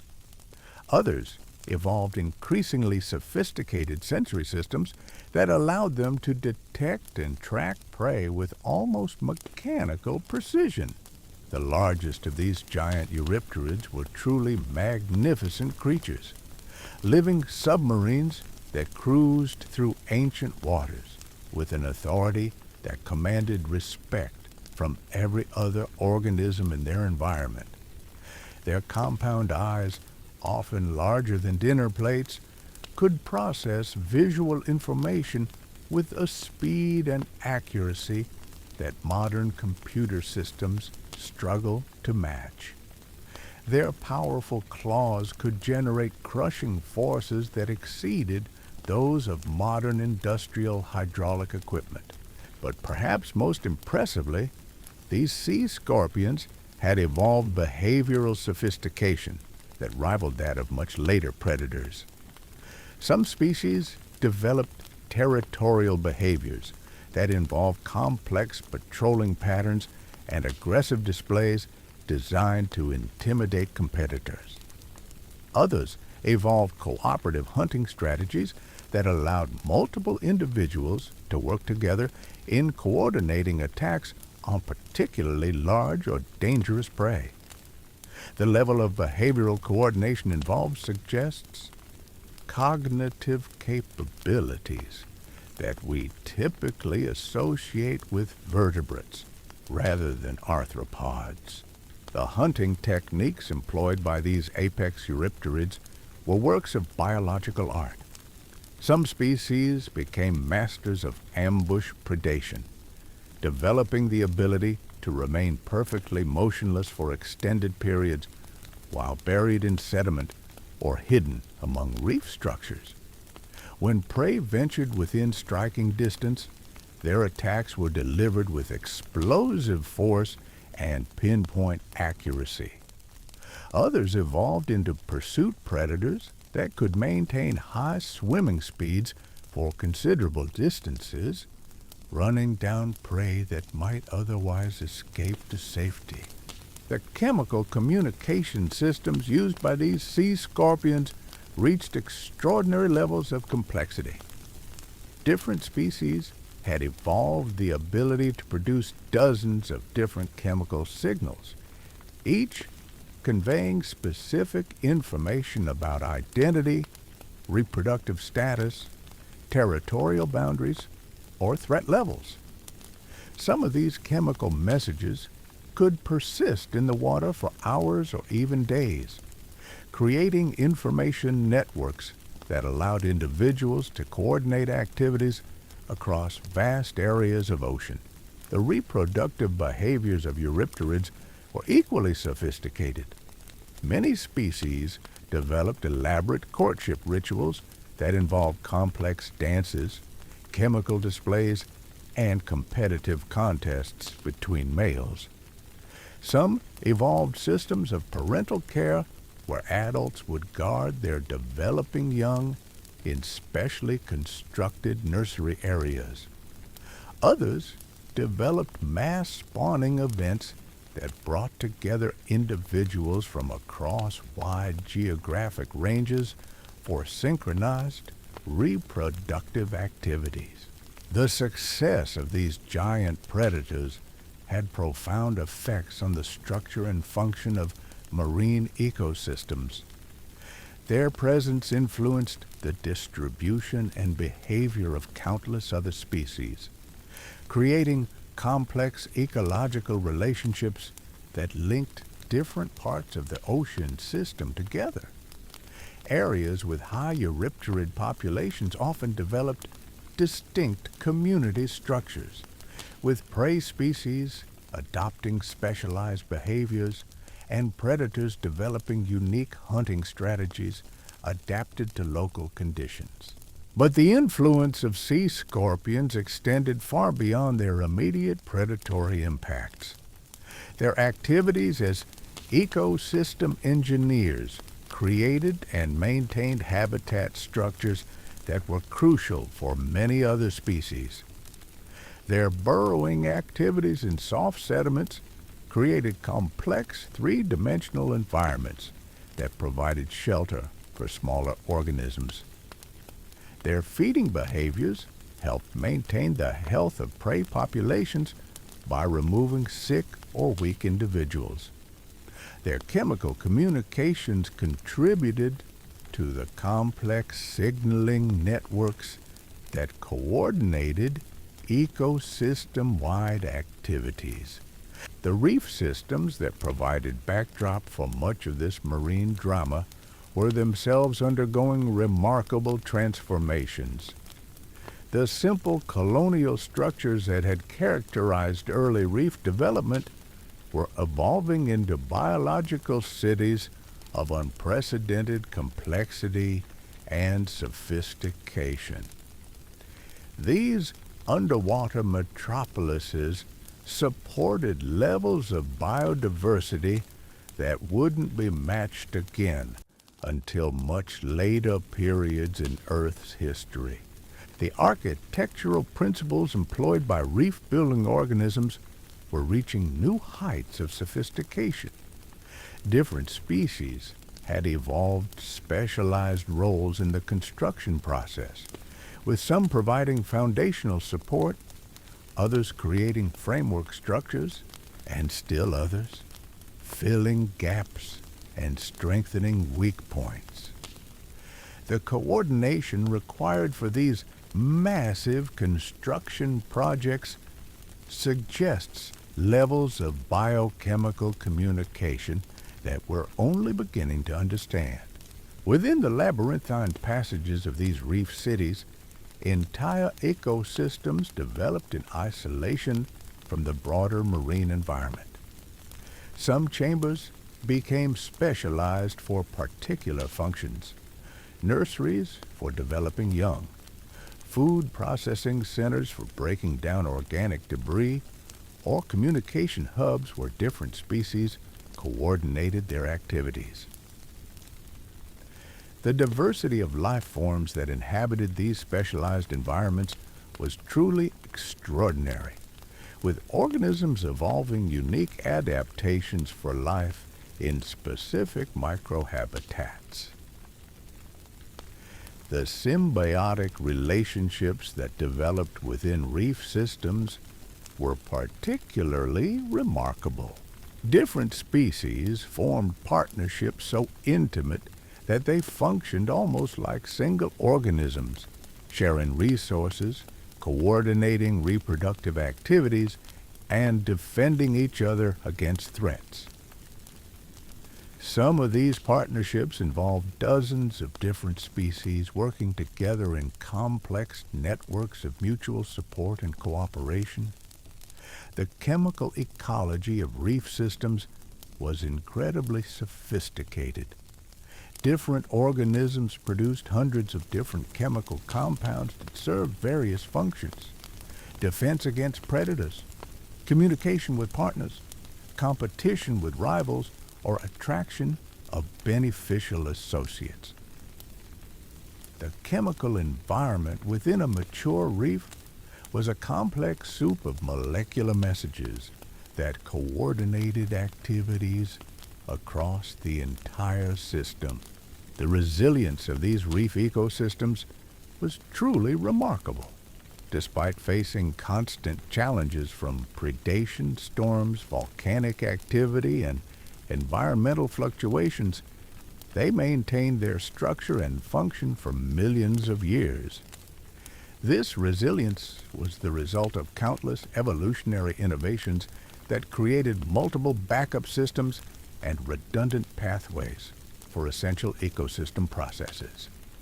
When sections of reef were damaged or destroyed, pioneering species could rapidly colonize the affected areas and begin rebuilding processes. The recovery mechanisms that had evolved were so effective that damaged reefs could often restore themselves to full functionality within relatively short periods. This ability to self-repair and regenerate made reef systems some of the most stable and persistent ecosystems in Silurian oceans. The productivity of these reef systems was extraordinary by any measure. They converted sunlight and dissolved nutrients into living tissue with an efficiency that modern ecosystems can rarely match. The biomass contained within large reef complexes probably exceeded that of entire modern marine regions, supporting food webs of incredible complexity and diversity. The influence of reef systems extended far beyond their immediate biological boundaries. They altered local ocean circulation patterns, modified sediment transport processes, and influenced regional climate conditions. The vast amounts of calcium carbonate they extracted from seawater affected ocean chemistry on a global scale, helping to regulate atmospheric carbon dioxide levels and maintain stable climate conditions. As we transition our focus from the marine realm to the terrestrial world, we encounter transformations that were equally profound and far-reaching. The pioneer plant communities that had established the first beachheads on land were undergoing rapid evolutionary changes that would soon transform the appearance of entire continents. These early terrestrial ecosystems were crossing thresholds that would fundamentally alter the trajectory of life on Earth. The vascular systems that had allowed first-generation land plants to transport water and nutrients over modest distances were being refined and elaborated in ways that would permit dramatically larger body sizes. Some plant lineages were developing secondary growth capabilities that could add structural tissue year after year, creating the possibility of truly massive terrestrial organisms. The woody tissues that emerged from these innovations would eventually support structures that towered above the landscape like living skyscrapers. The root systems of advancing plant communities were becoming increasingly sophisticated and specialized. Different types of roots evolved for different functions, some optimized for water absorption, others for structural support, and still others for nutrient uptake. The most innovative root systems developed symbiotic relationships with soil microorganisms, trading photosynthetic products for essential nutrients in partnerships that would become fundamental to terrestrial ecosystem function.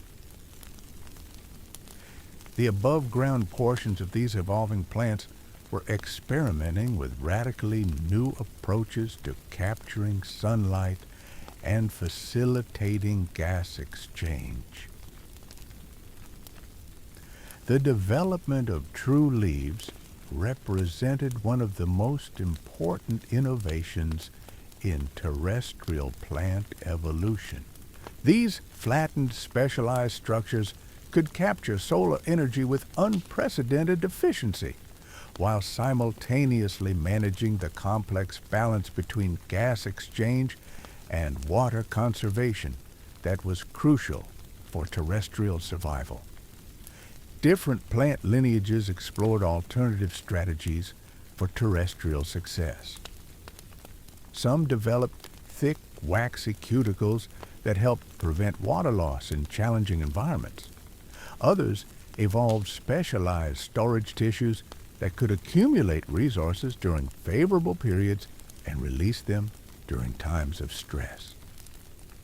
Still, others developed reproductive strategies that functioned effectively despite the absence of water for gamete transport. The diversification of terrestrial plant communities was creating increasingly complex three-dimensional habitat structures. As plants grew taller and developed more elaborate branching patterns, they created vertical zones with different environmental conditions. Different heights within plant communities offered distinct microclimates, allowing organisms with varying requirements to coexist within the same general area. The soil systems developing beneath these expanding plant communities were becoming biologically active environments of remarkable complexity.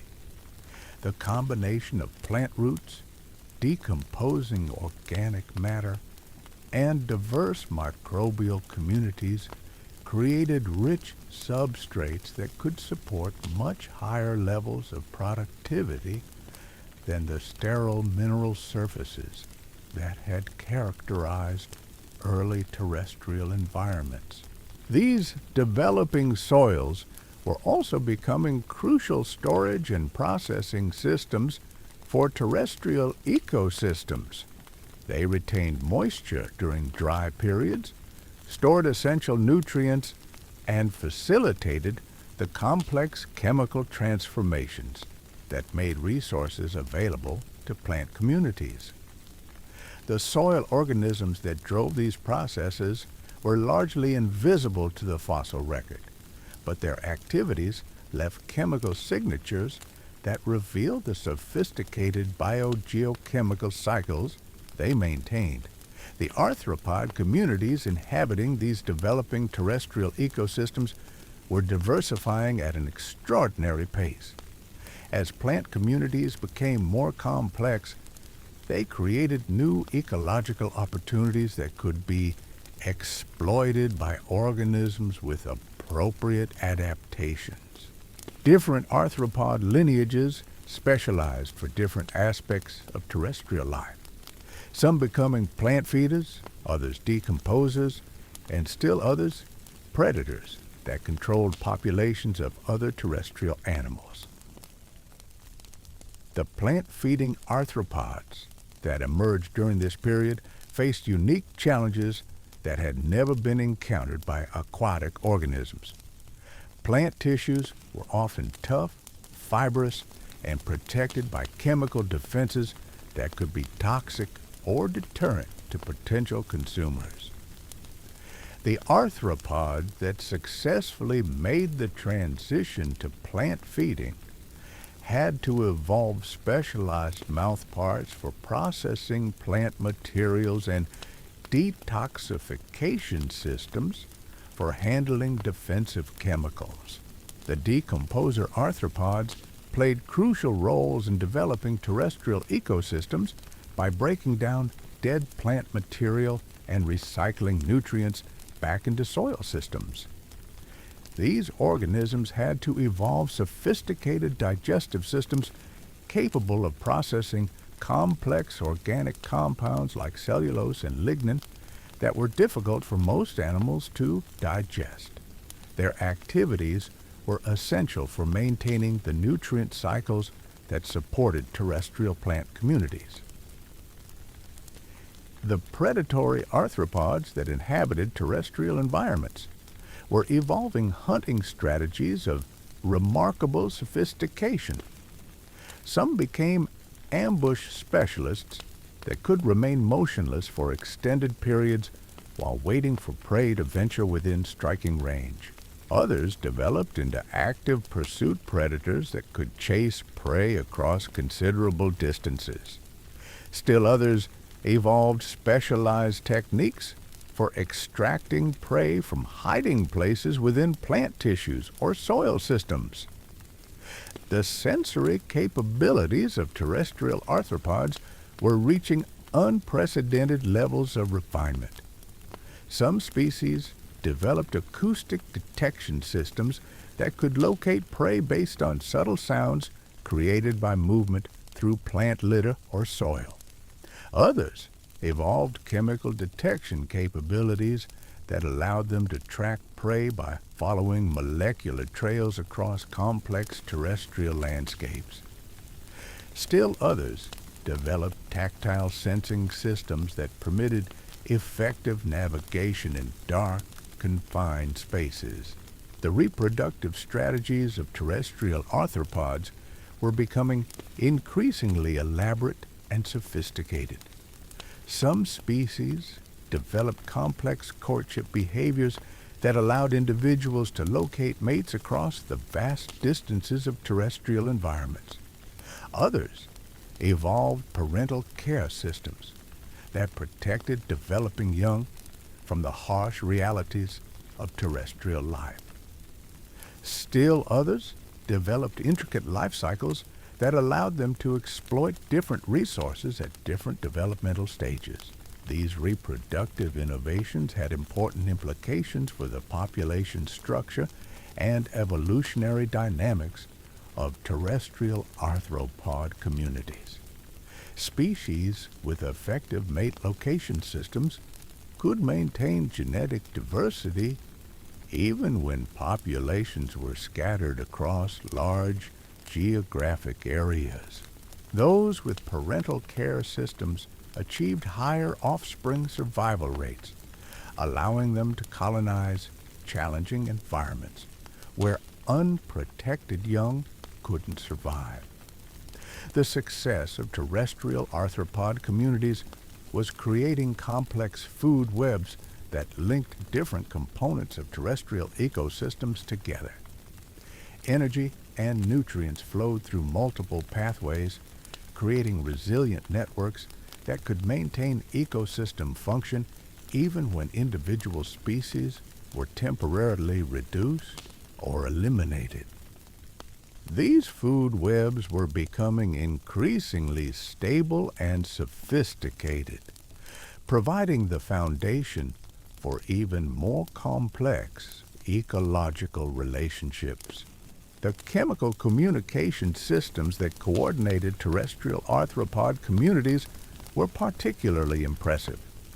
Many species had evolved the ability to produce and detect airborne chemical signals, creating communication networks that could span considerable distances. These chemical messaging systems served multiple functions: warning of approaching predators, marking territorial boundaries, coordinating reproductive activities, and facilitating the formation of beneficial partnerships. The establishment of complex terrestrial ecosystems was creating positive feedback loops that accelerated evolutionary innovation. As terrestrial communities became more diverse and stable, they provided increasing numbers of ecological opportunities for new species.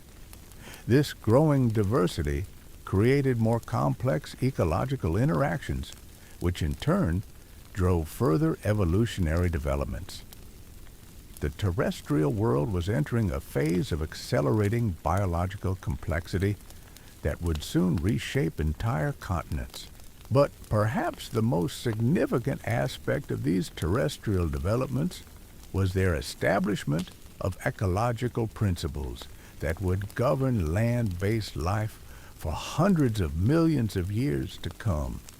The primary productivity of photosynthetic plants, the nutrient cycling activities of decomposer organisms, and the population regulation functions of predators established the fundamental architecture of terrestrial ecosystems. The biological technologies that emerged during this period provided the foundation for all subsequent terrestrial evolution.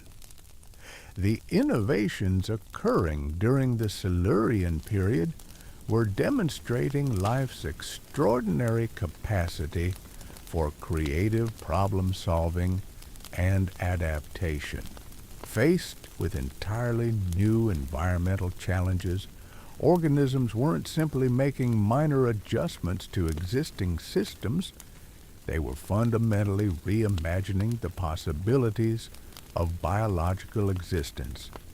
The evolution of jaws the colonization of land, the development of complex cooperative behaviors, and the establishment of sophisticated ecosystem-level organization all represented quantum leaps in biological capability.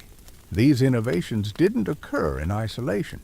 They were components of an interconnected web of evolutionary changes that reinforced and amplified each other. The evolution of complex marine ecosystems provided the biological foundation that could support terrestrial colonization efforts. The development of terrestrial plant communities created new habitat opportunities that could be exploited by arthropods. The establishment of sophisticated food webs created stable ecological frameworks that could support even more advanced biological systems. The pace of evolutionary change during the Silurian was remarkable by any standard. Within just a few million years, life had invented entirely new biological technologies, colonized previously uninhabitable environments, developed complex social behaviors, and established ecosystem-scale patterns of organization. The innovations that emerged during this crucial period would provide the technological foundation for all subsequent evolutionary developments. As the Silurian period progressed toward its conclusion, the biological systems that had emerged were beginning to interact in increasingly complex and sophisticated ways. Marine ecosystems that had achieved remarkable levels of organization were starting to influence terrestrial developments, while expanding terrestrial communities were beginning to have measurable effects on marine systems. The planet was becoming an increasingly integrated biological entity, with changes in one environment rapidly affecting others. The climate systems that supported these biological innovations were also undergoing subtle but important changes. The greenhouse conditions that had characterized much of the Silurian were beginning to show signs of instability, with periodic fluctuations that tested the resilience of biological communities. These climate variations served as evolutionary pressure that drove further innovations in adaptation and survival strategies. The continental positions were continuing their slow but inexorable movements, gradually altering global circulation patterns and creating new environmental challenges for established biological communities. Some regions that had enjoyed stable tropical conditions were beginning to experience more variable climates, while others were moving into entirely different climate zones that required rapid evolutionary responses.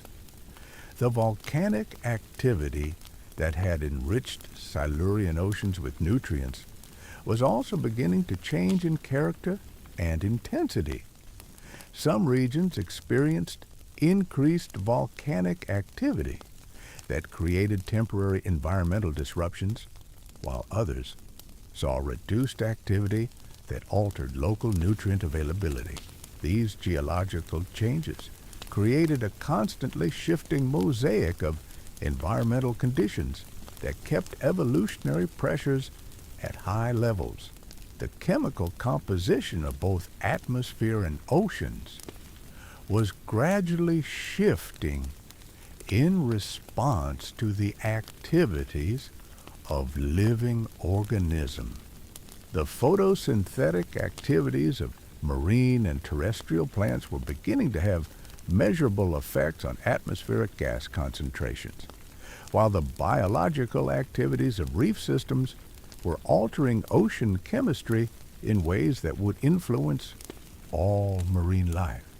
These environmental changes were creating new evolutionary opportunities and challenges that would drive biological innovation in new directions.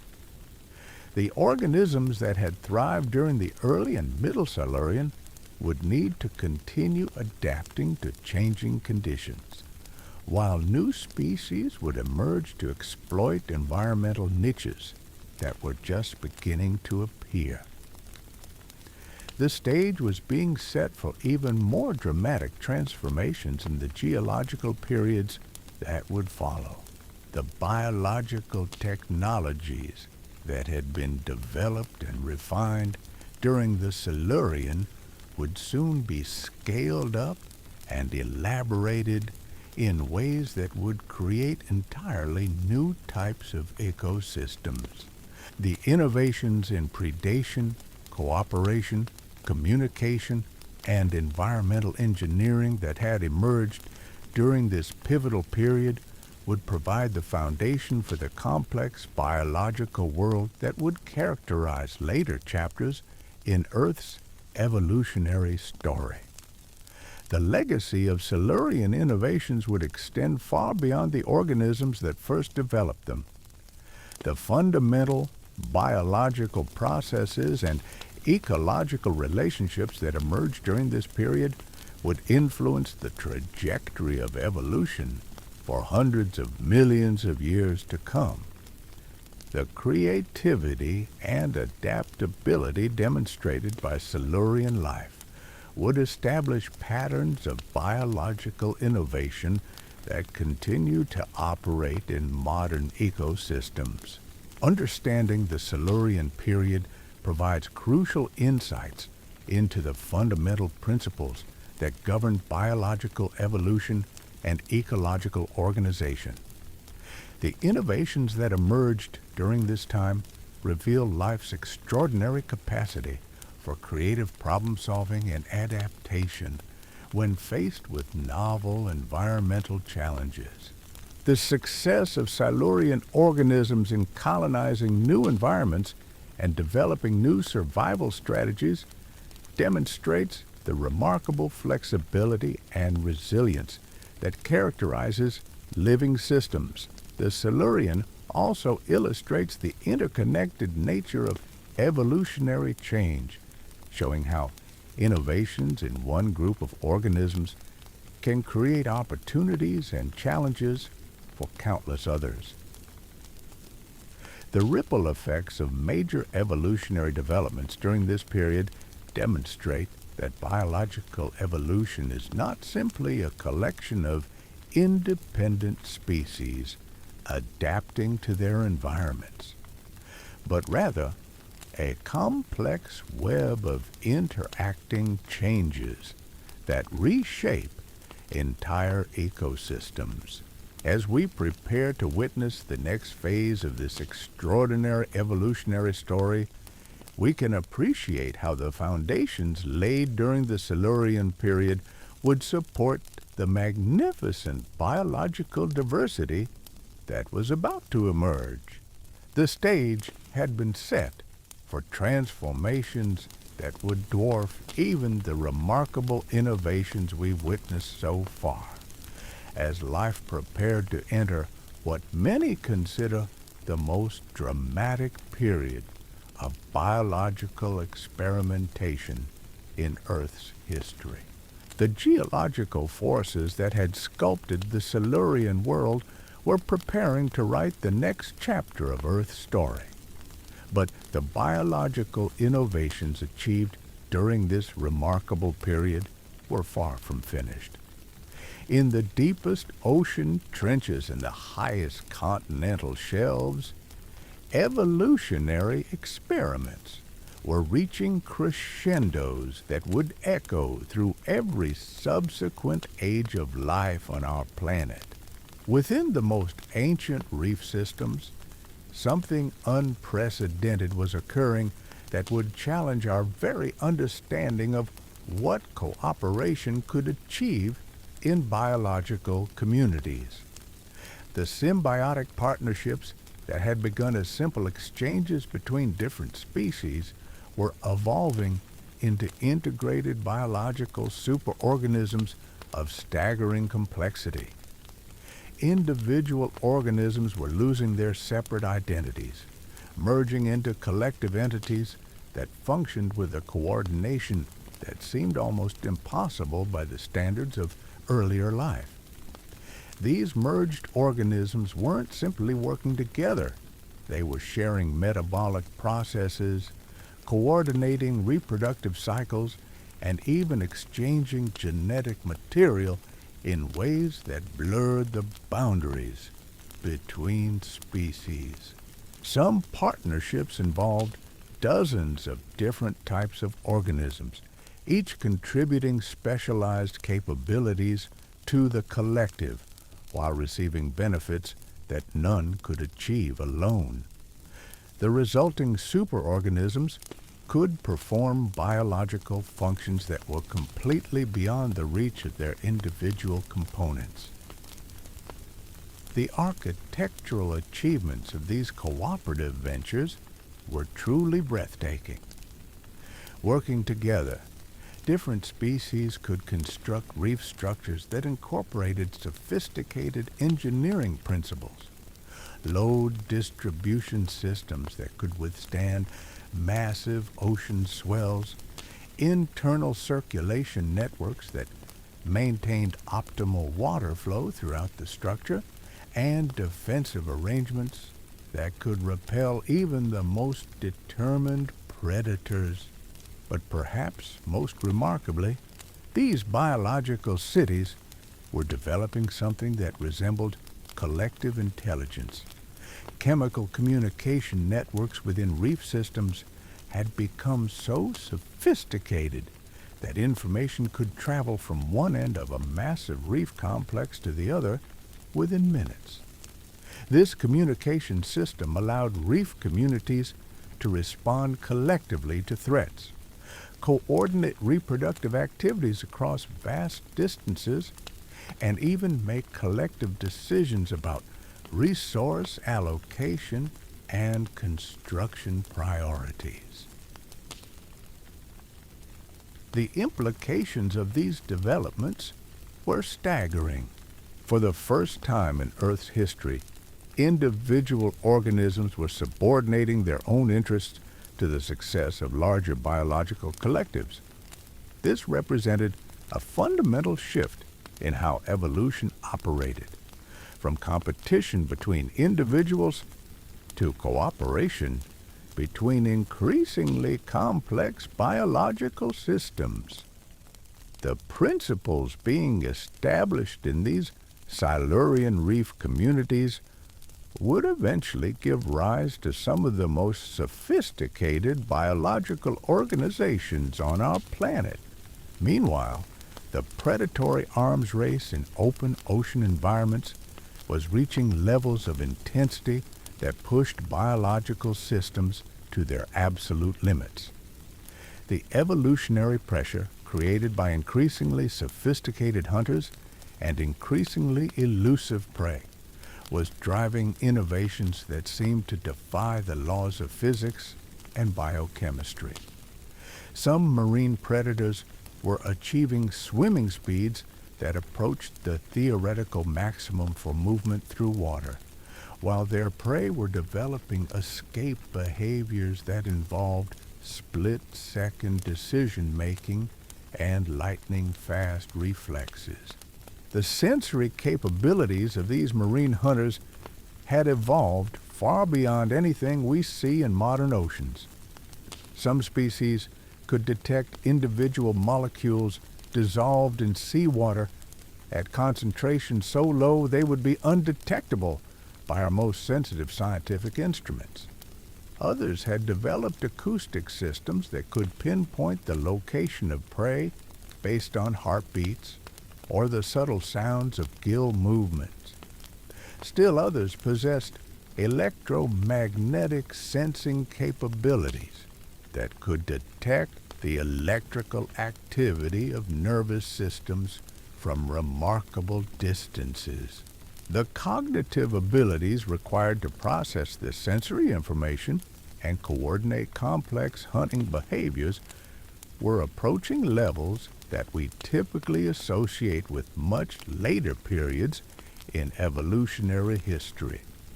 Some marine predators were demonstrating problem-solving capabilities, learning from experience, and even developing what appeared to be cultural traditions that were passed down from generation to generation.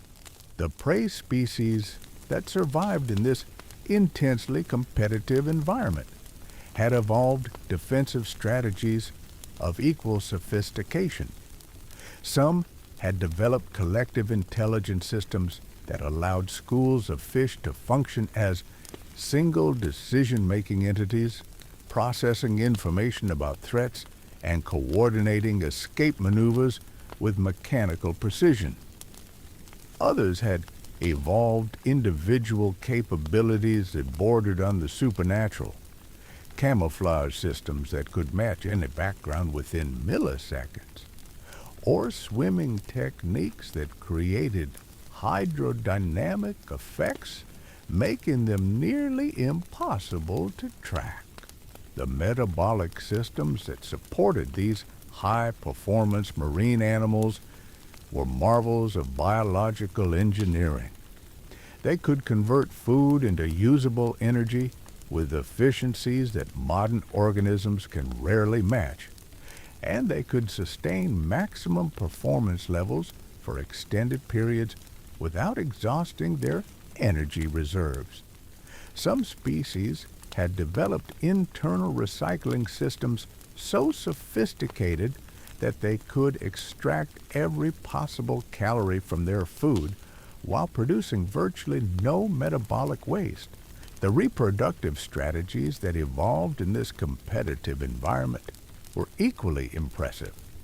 Some species developed mating systems based on demonstrations of hunting prowess, with individuals competing to display their predatory skills in elaborate courtship performances.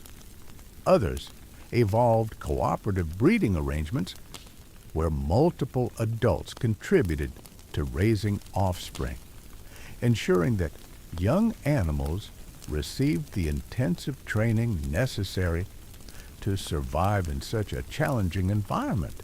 But the most significant development in these marine ecosystems was the emergence of what we might recognize as culture.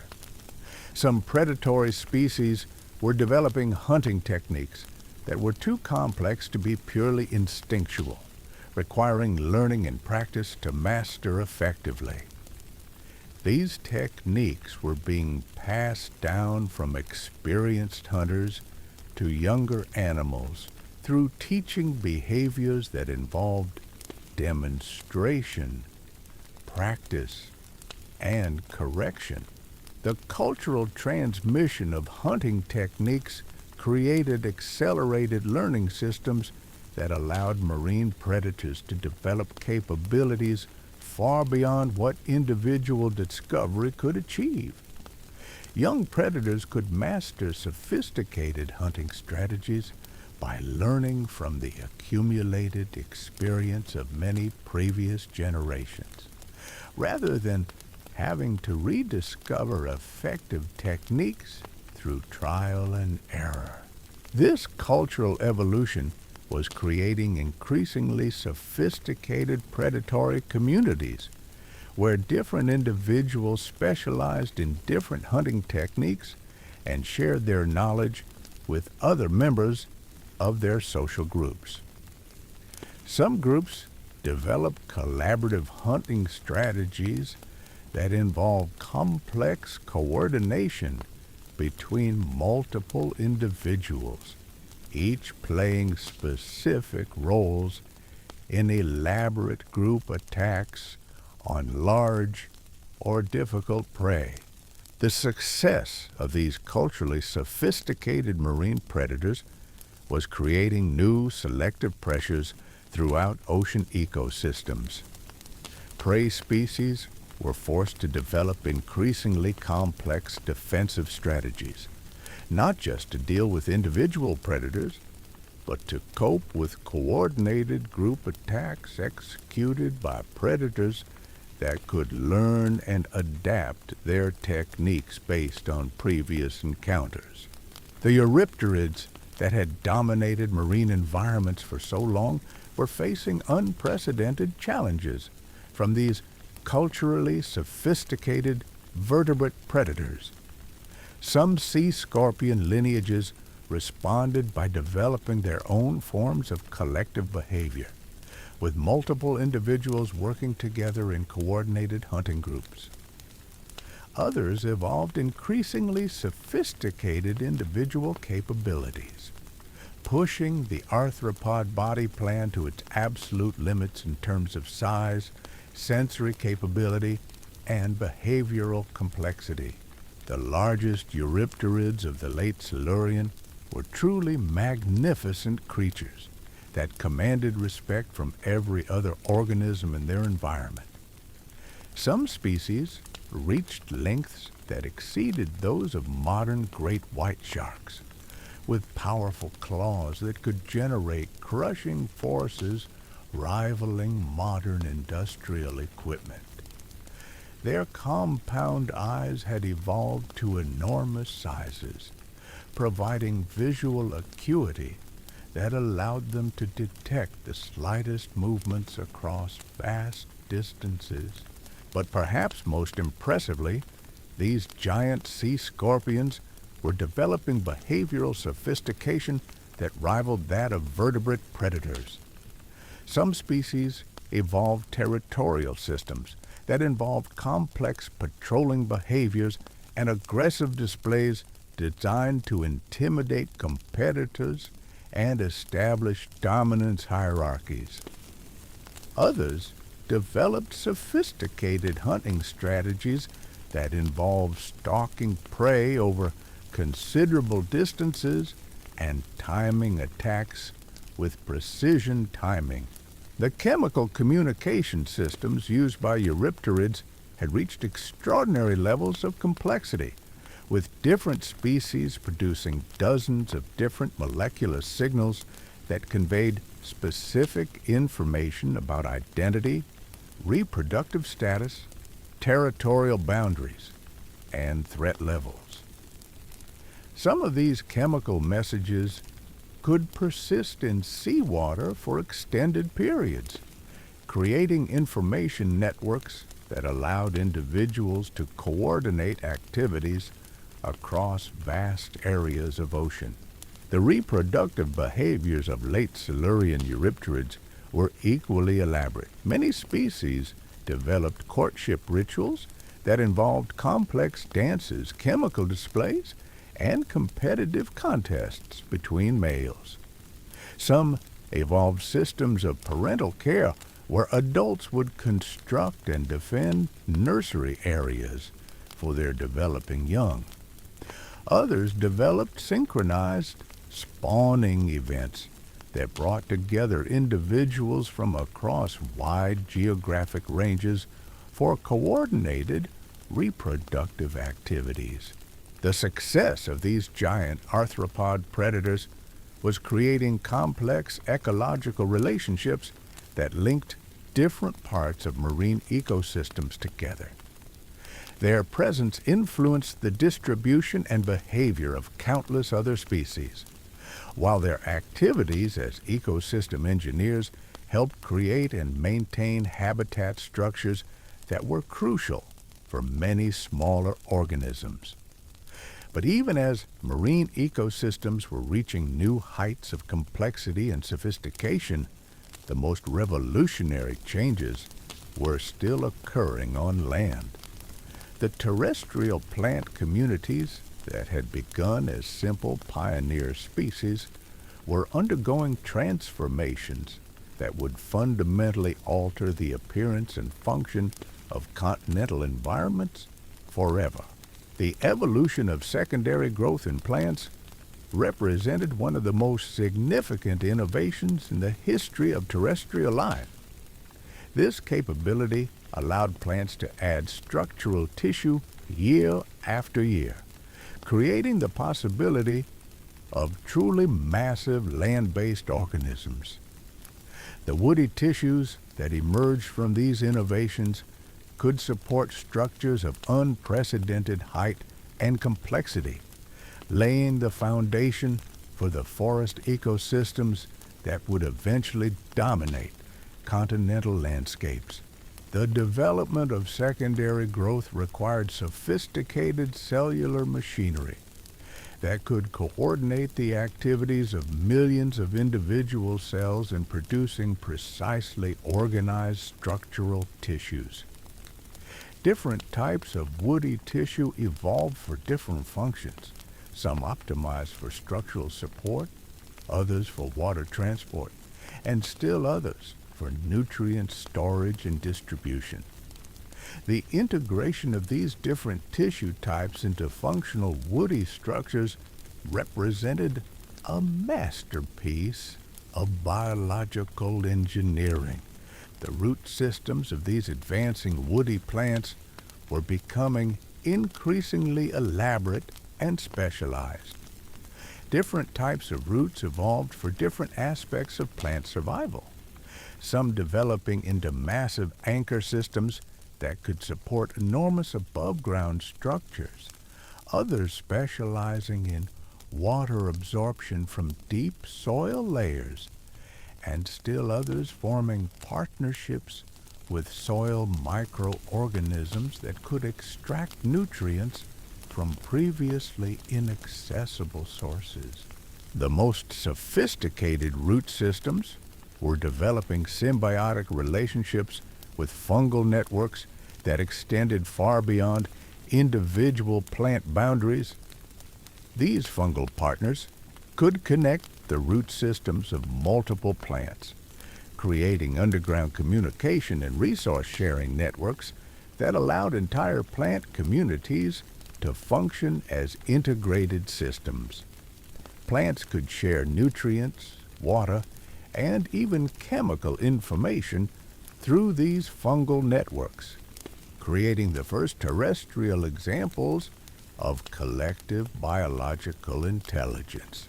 The above-ground portions of woody plants were experimenting with architectural solutions that would eventually support some of the largest living structures on Earth. Different species explored various approaches to maximizing light capture while minimizing structural requirements. Some developing broad spreading canopies that could intercept sunlight over large areas, others growing tall and narrow to compete effectively for vertical space. The development of true leaves was reaching new levels of sophistication, with different plant species evolving leaf structures optimized for specific environmental conditions. Some developed broad, thin leaves that could capture maximum sunlight in shaded conditions, while others evolved narrow, thick leaves that could function effectively in dry or windy environments. Still others developed compound leaves with multiple leaflets that could track the sun's movement throughout the day. The photosynthetic machinery within these advanced leaves was becoming increasingly efficient at converting sunlight into chemical energy. Some plants evolved specialized cellular structures that could concentrate carbon dioxide, allowing photosynthesis to proceed efficiently even under challenging atmospheric conditions. Others developed biochemical pathways that could continue producing energy during periods when direct photosynthesis wasn't possible. The reproductive strategies of terrestrial plants were also becoming more sophisticated, with different species developing increasingly elaborate mechanisms for dispersing their offspring across terrestrial landscapes. Some evolved wind-dispersed seeds with specialized structures that could carry them considerable distances from parent plants. Others developed seeds with protective coatings that could survive harsh environmental conditions, until favorable growing conditions returned. The diversification of terrestrial plant communities was creating increasingly complex three-dimensional habitat structures that could support a much wider variety of other organisms. Different heights within plant communities offer distinct environmental conditions, from the bright, windy conditions at canopy tops to the cool, humid conditions near ground level. These vertical habitat gradients created numerous ecological niches that could be exploited by organisms with appropriate adaptations. The soil ecosystems developing beneath these plant communities were becoming biologically active environments of remarkable complexity. The combination of plant roots, fallen leaves, dead wood, and diverse communities of decomposer organisms was creating rich, fertile substrates that could support much higher levels of biological productivity than earlier terrestrial environments. The decomposer communities that processed dead plant material were developing increasingly sophisticated strategies for breaking down complex organic compounds. Different species of bacteria, fungi, and invertebrates specialized in processing different types of plant tissues, creating efficient recycling systems that could extract maximum value from organic debris while returning essential nutrients to soil system. These soil ecosystems were also developing complex food webs based on the energy contained in dead plant material. Primary decomposers broke down fresh organic matter. Secondary consumers fed on the decomposers, and predators controlled the populations of other soil organisms. The resulting food webs were remarkably stable and productive, supporting biomass levels that rivaled those of many modern terrestrial ecosystems. The arthropod communities inhabiting these developing terrestrial ecosystems were diversifying at an extraordinary rate. As plant communities became more structurally complex, they created increasing numbers of ecological niches that could be exploited by organisms with appropriate adaptations. Different arthropod lineages were specializing for life in different parts of the terrestrial environment, some becoming canopy specialists, others ground-dwelling forms, and still others subterranean species. The plant-feeding arthropods that emerged during this period faced increasingly complex challenges as plant defenses became more sophisticated. Many plant species were evolving chemical defense systems that produced toxic or deterrent compounds designed to prevent herbivory. The arthropods that successfully adapted to plant feeding had to develop detoxification systems, behavioral strategies for avoiding defended plant parts, or specialized digestive capabilities for processing difficult plant materials. Some plant-feeding arthropods evolved intimate relationships with their host plants, developing life cycles that were precisely synchronized with plant growth patterns.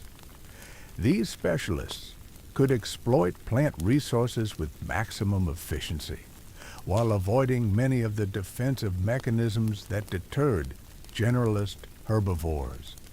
The coevolutionary relationships between plants and their specialized herbivores were driving innovation on both sides, creating increasingly sophisticated biological interactions. The predatory arthropods that inhabited terrestrial environments were developing hunting strategies of remarkable complexity. Some became specialists in particular types of prey, evolving morphological and behavioral adaptations that made them extremely effective at capturing specific target organisms. Others remained generalists, but developed flexible hunting techniques that could be modified based on local prey availability and environmental conditions. The sensory capabilities of terrestrial arthropods were reaching unprecedented levels of sophistication. Some species developed acoustic systems that could detect the subtle sounds created by potential prey moving through leaf litter or soil.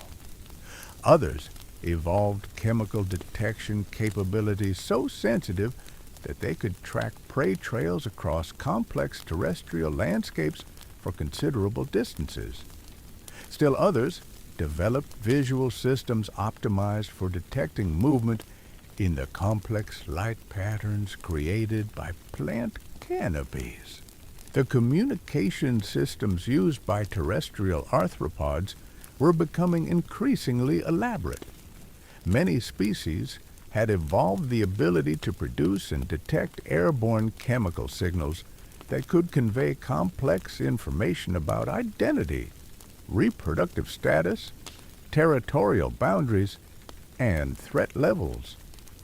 Some of these chemical communication systems could function effectively over considerable distances, allowing individuals to coordinate activities across large areas. Other terrestrial arthropods were developing acoustic communication systems that used sound waves transmitted through air or solid substrates.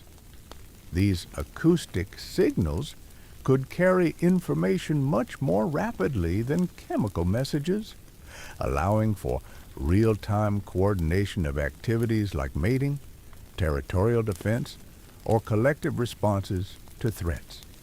The reproductive strategies of terrestrial arthropods were becoming increasingly complex and sophisticated. Some species developed elaborate courtship behaviors that allowed individuals to assess the quality and compatibility of potential mates. Others evolved complex mating systems that involved competition between males, mate choice by females, or cooperative breeding arrangements where multiple individuals contributed to raising offspring. The parental care behaviors that emerged in some terrestrial arthropod species were particularly impressive. Some species evolved systems where adults would construct and maintain shelters for their developing young, protecting them from environmental hazards and predators. Others developed provisioning behaviors where parents would collect and store food resources for their offspring. Still others evolved teaching behaviors where experienced adults would demonstrate important survival skills to their young. These reproductive innovations had important implications for the population dynamics and evolutionary potential of terrestrial arthropod communities. Species with sophisticated mate choice systems could maintain high genetic quality even in challenging environments. Those with parental care systems achieved higher offspring survival rates, allowing them to colonize marginal habitats where unprotected young couldn't survive.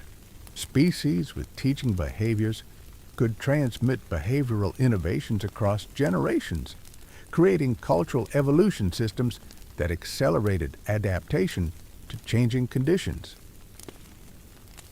The success of terrestrial arthropod communities was creating increasingly complex ecological networks that linked different components of terrestrial ecosystems together. Herbivorous arthropods created connections between plant productivity and higher trophic levels, while predatory arthropods controlled populations of other terrestrial animals. Decomposer arthropods facilitated nutrient cycling processes that maintained soil fertility and supported plant growth. These terrestrial food webs were becoming increasingly stable and resilient, with multiple pathways for energy flow and numerous backup systems that could maintain ecosystem function even when individual species were temporarily reduced or eliminated. The ecological stability provided by these complex food webs created conditions that favored the evolution of even more sophisticated biological systems. The establishment of complex terrestrial ecosystems was creating positive feedback loops that accelerated the pace of evolutionary innovation. As terrestrial communities became more diverse and ecologically stable, they provided increasing numbers of opportunities for new species to establish themselves and for existing species to develop new ecological relationships. This growing biological diversity created more complex ecological interactions, which in turn drove further evolutionary developments. The chemical communication networks that coordinated activities within terrestrial ecosystems were reaching remarkable levels of sophistication. Plants could produce chemical signals that warned neighbors about herbivore attacks, attracted beneficial insects, or inhibited the growth of competing species. Arthropods could produce chemical messages that coordinated mating activities, established territorial boundaries, or facilitated cooperative behaviors. The integration of these different chemical communication systems was creating terrestrial ecosystems with information processing capabilities that rivaled those of much later biological communities. The environmental engineering activities of terrestrial organisms were beginning to have measurable effects on local and regional climate conditions. Plant communities were modifying temperature and humidity patterns, altering wind flows, and changing precipitation patterns through their effects on evapotranspiration. The soil organisms associated with plant communities were affecting local water storage and nutrient availability. These biological modifications of terrestrial environments were creating more favorable conditions for further biological colonization and diversification. The carbon cycling processes occurring in terrestrial ecosystems were beginning to have global effects on atmospheric composition. The photosynthetic activities of terrestrial plants were removing carbon dioxide from the atmosphere and storing it in plant tissues and soil organic matter. When plant material decomposed, some of this carbon was returned to the atmosphere, but significant amounts were being sequestered in soil systems for extended periods. These terrestrial carbon cycling processes were beginning to influence global climate patterns by affecting atmospheric greenhouse gas concentrations. The expansion of terrestrial plant communities was creating a new factor in global climate regulation that would become increasingly important in later geological periods. The biological regulation of atmospheric composition represented one of the most significant ways that life was beginning to engineer planetary environments on a global scale. The innovations occurring in both marine and terrestrial environments during the late Silurian were beginning to interact in increasingly complex ways. Nutrients eroded from terrestrial environments were enriching coastal marine ecosystems, while marine-derived nutrients were being transported inland by various biological and physical processes.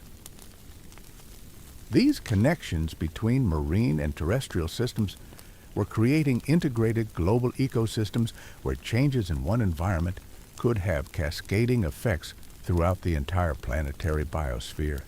The evolutionary innovations that had emerged during the Silurian period were demonstrating life's extraordinary capacity for creative problem solving and adaptation. The development of jaws, the colonization of land, the evolution of complex cooperative behaviors, and the establishment of sophisticated ecosystem-level organization all represented fundamental advances in biological capability and complexity. These innovations weren't occurring in isolation. They were components of an interconnected web of evolutionary developments that reinforced and amplified each other. The evolution of complex marine ecosystems provided the biological foundation that supported terrestrial colonization efforts. The development of terrestrial plant communities created new ecological opportunities that could be exploited by arthropods and other organisms. The establishment of sophisticated food webs created stable ecological frameworks that could support even more advanced biological systems. The pace of evolutionary change during the Silurian was truly remarkable.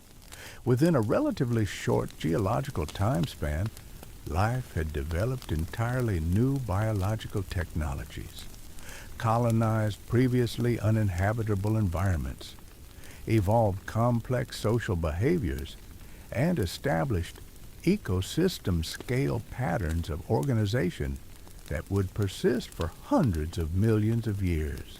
As the Silurian period approached its conclusion, the biological systems that had emerged were beginning to show signs of the transformations that would characterize the next phase of Earth's evolutionary history.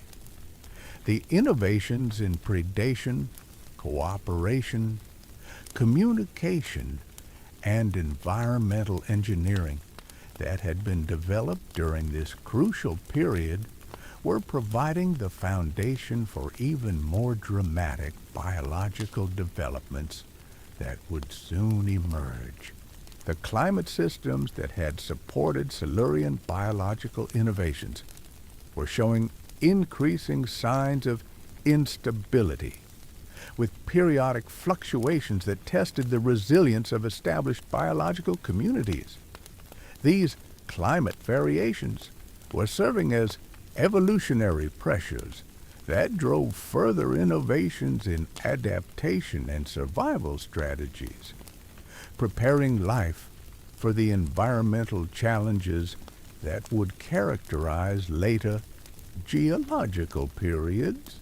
The continental movements that had been gradually altering global geography were beginning to accelerate, creating new environmental challenges for established biological communities, while simultaneously opening up new opportunities for colonization and diversification. Some regions that had enjoyed stable environmental conditions were beginning to experience more variable climates, while others were moving into entirely different climate zones that required rapid evolutionary responses. The volcanic and tectonic activities that had characterized much of the Silurian were also beginning to change in intensity and character. Some regions were experiencing increased geological activity that created temporary environmental disruptions, while others were seeing reduced activity that altered local environmental conditions. These geological changes were creating a constantly shifting mosaic of environmental challenges and opportunities that kept evolutionary pressures at high levels. The chemical composition of both atmosphere and oceans was continuing to evolve in response to the activities of living organisms. The photosynthetic activities of marine and terrestrial plants were having increasingly measurable effects on atmospheric gas concentrations, while the biological activities of reef systems and other marine communities were altering ocean chemistry in ways that would influence all marine life. These environmental changes were creating new evolutionary pressures and opportunities that would drive biological innovation in new directions during the geological periods to follow. The organisms that had thrived during the Silurian would need to continue adapting to changing conditions, while entirely new types of organisms would emerge to exploit environmental niches that were just beginning to appear. The biological technologies that had been developed and refined during the Silurian would soon be scaled up and elaborated in ways that would create entirely new types of ecosystems.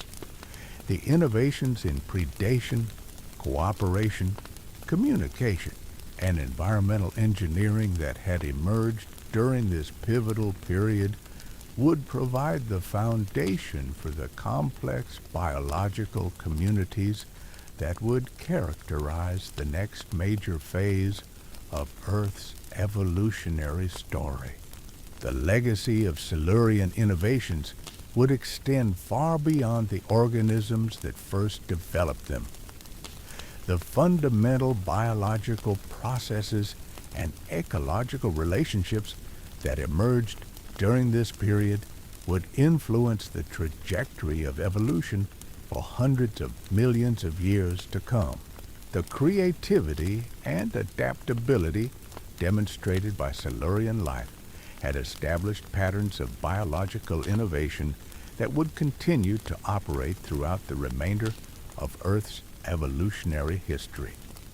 The Silurian period had demonstrated that life possessed an almost unlimited capacity for reinvention and adaptation when faced with new environmental challenges. The organisms that had colonized terrestrial environments developed complex cooperative behaviors and established sophisticated ecosystem-level organization had shown that biological systems could transcend their apparent limitations and achieve levels of complexity and capability that seemed almost impossible from earlier perspectives.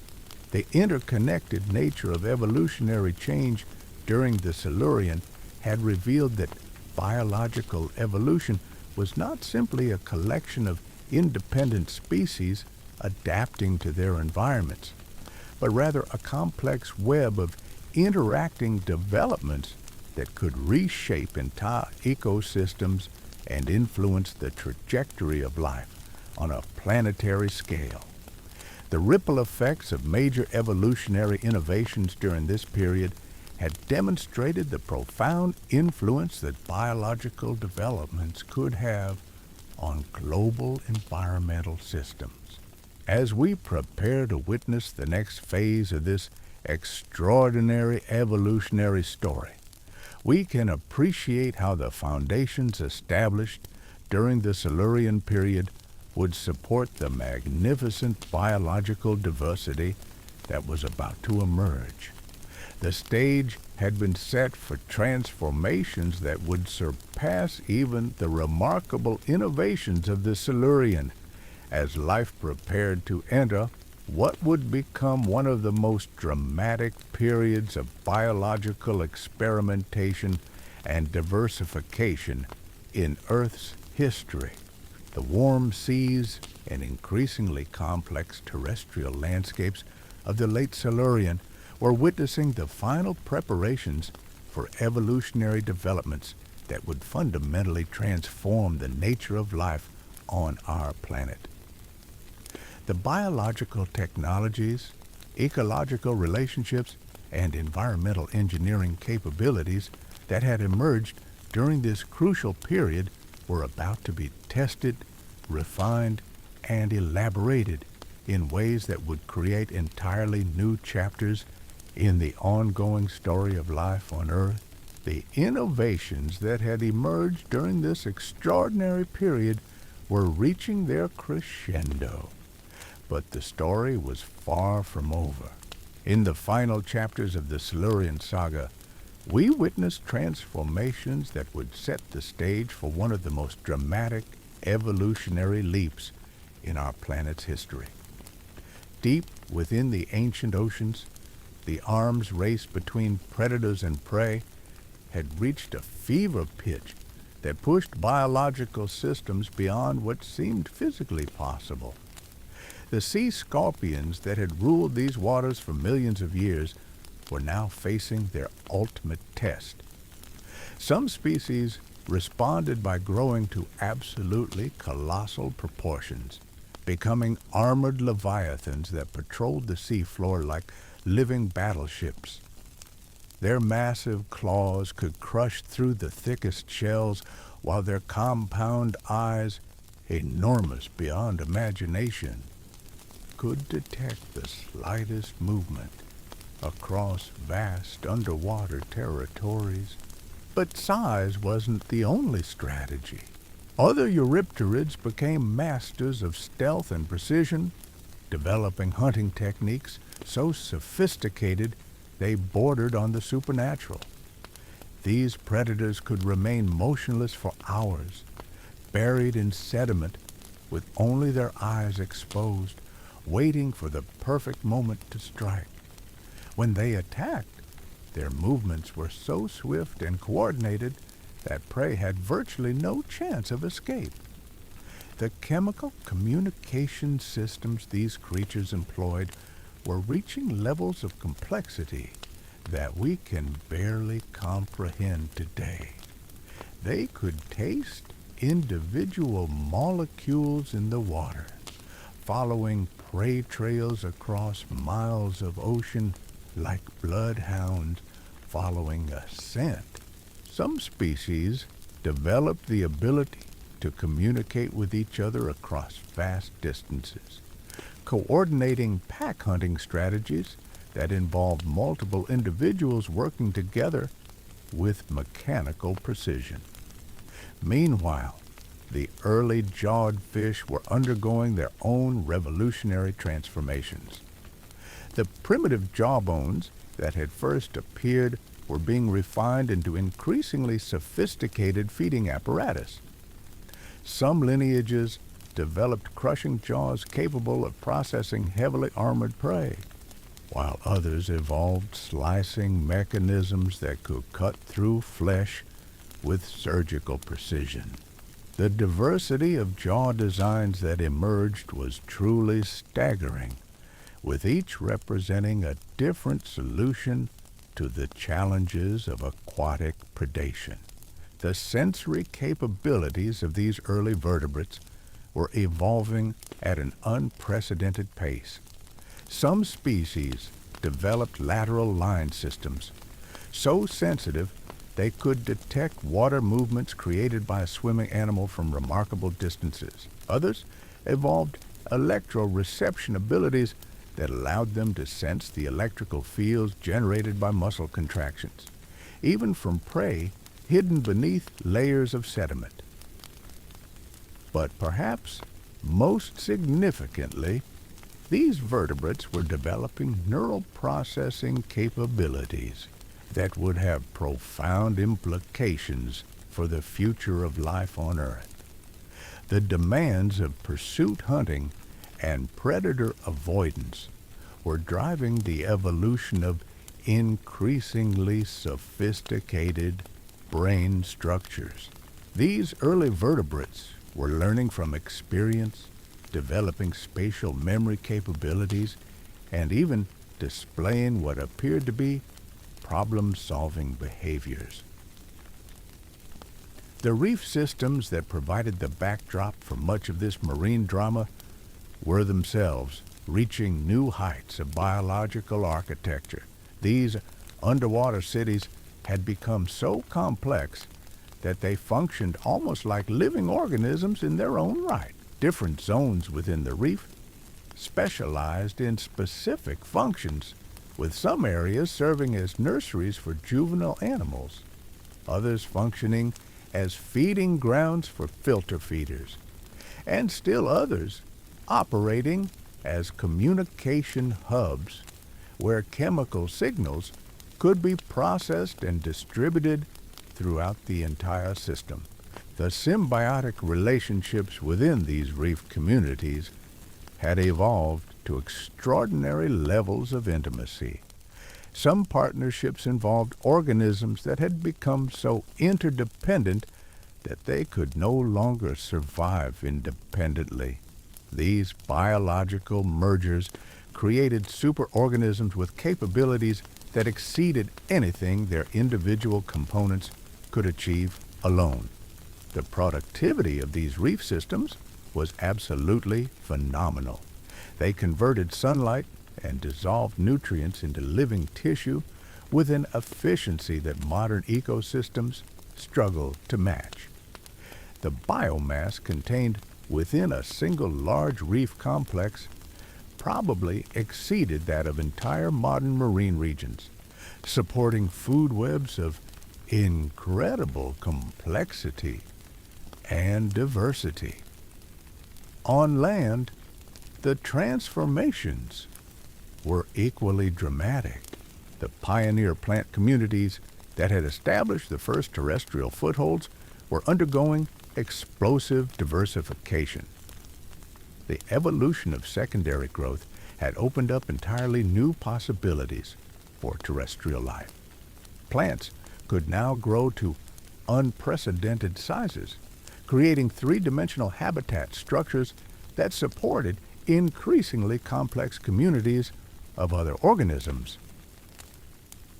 The development of true woody tissue was perhaps one of the most significant innovations in the history of terrestrial life. This material was both incredibly strong and remarkably lightweight, providing the structural support necessary for large terrestrial organisms, while minimizing the energy costs of maintaining massive bodies. The engineering principles employed in woody tissue construction were so effective that they would remain virtually unchanged for hundreds of millions of years. The root systems of these advancing plants were becoming increasingly sophisticated, developing specialized structures for different aspects of terrestrial survival. Some roots became massive anchoring systems that could support enormous above-ground structures, while others specialized in extracting water from deep soil layers or forming partnerships with beneficial microorganisms. Perhaps most remarkably, some plant species were beginning to develop underground communication networks. Through partnerships with fungal organisms, individual plants could share resources, exchange chemical information, and coordinate responses to environmental challenges. These fungal networks could connect plants across considerable distances, creating the first examples of terrestrial collective intelligence. The arthropod communities that inhabited these developing terrestrial ecosystems were diversifying at an explosive rate. As plant communities became more structurally complex, they created countless new ecological niches that could be exploited by organisms with appropriate adaptations. Different arthropod lineages were specializing for life in specific parts of the terrestrial environment, from the bright canopy layers to the dark, humid soil systems. The plant-feeding arthropods that emerged during this period faced increasingly sophisticated plant defenses. Many plant species had evolved complex chemical defense systems that could produce toxic compounds, deterrent substances, or signaling molecules that attracted predators of herbivorous insects. The arthropods that successfully adapted to plant feeding had to develop equally sophisticated countermeasures, including detoxification systems, behavioral strategies for avoiding defended plant parts, and specialized digestive capabilities. The predatory arthropods that hunted in terrestrial environments were developing hunting techniques of remarkable sophistication.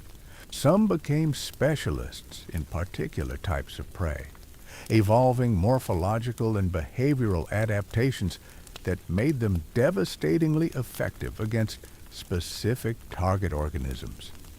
Others remained generalists, but developed flexible hunting strategies that could be modified based on local conditions and prey availability. The sensory capabilities of these terrestrial predators were reaching extraordinary levels of refinement. Some species could detect the vibrations created by walking insects from considerable distances, while others could track chemical trails left by potential prey across complex terrestrial landscapes. The integration of multiple sensory modalities allowed these predators to locate and capture prey with almost supernatural effectiveness. The communication systems employed by terrestrial arthropods were becoming increasingly elaborate. Many species had evolved sophisticated chemical signaling capabilities that could convey complex information about identity, reproductive status, territorial boundaries, and threat levels. Some of these chemical messages could remain active in the environment for extended periods, creating persistent information networks that coordinated activities across large areas. The reproductive strategies of terrestrial organisms were also becoming more complex and sophisticated. Some arthropod species developed elaborate courtship rituals that involved acoustic displays, chemical signals, and complex behavioral performances. Others evolved parental care systems where adults would construct shelters, provision food stores, or actively defend their developing young against predators and environmental hazards. The soil ecosystems that supported these terrestrial communities were becoming remarkably complex biological environments. The combination of plant roots, fallen organic matter, and diverse communities of decomposer organisms was creating rich, fertile substrates that could support levels of biological productivity that rivaled those of marine ecosystems. These soil systems were also developing sophisticated nutrient cycling processes that could extract maximum value from organic debris while maintaining the chemical conditions necessary for healthy plant growth. Different species of bacteria, fungi, and invertebrates specialized in processing different types of organic matter, creating efficient recycling networks that minimized waste and maximized resource utilization. The interconnections between marine and terrestrial ecosystems were becoming increasingly important as both environments reached new levels of complexity. Nutrients eroded from terrestrial plant communities enriched coastal marine systems, while marine-derived materials were transported inland through various biological and physical processes. These connections were creating integrated global ecosystems where changes in one environment could have cascading effects throughout the entire planetary biosphere. The climate systems that had supported these biological innovations throughout the Silurian were beginning to show signs of the changes that would characterize the transition to the next geological period. The greenhouse conditions that had prevailed for much of the Silurian were experiencing increasing variability, with periodic fluctuations that tested the resilience of established biological communities. These climate variations served as powerful evolutionary pressures that drove continued innovation in adaptation and survival strategies.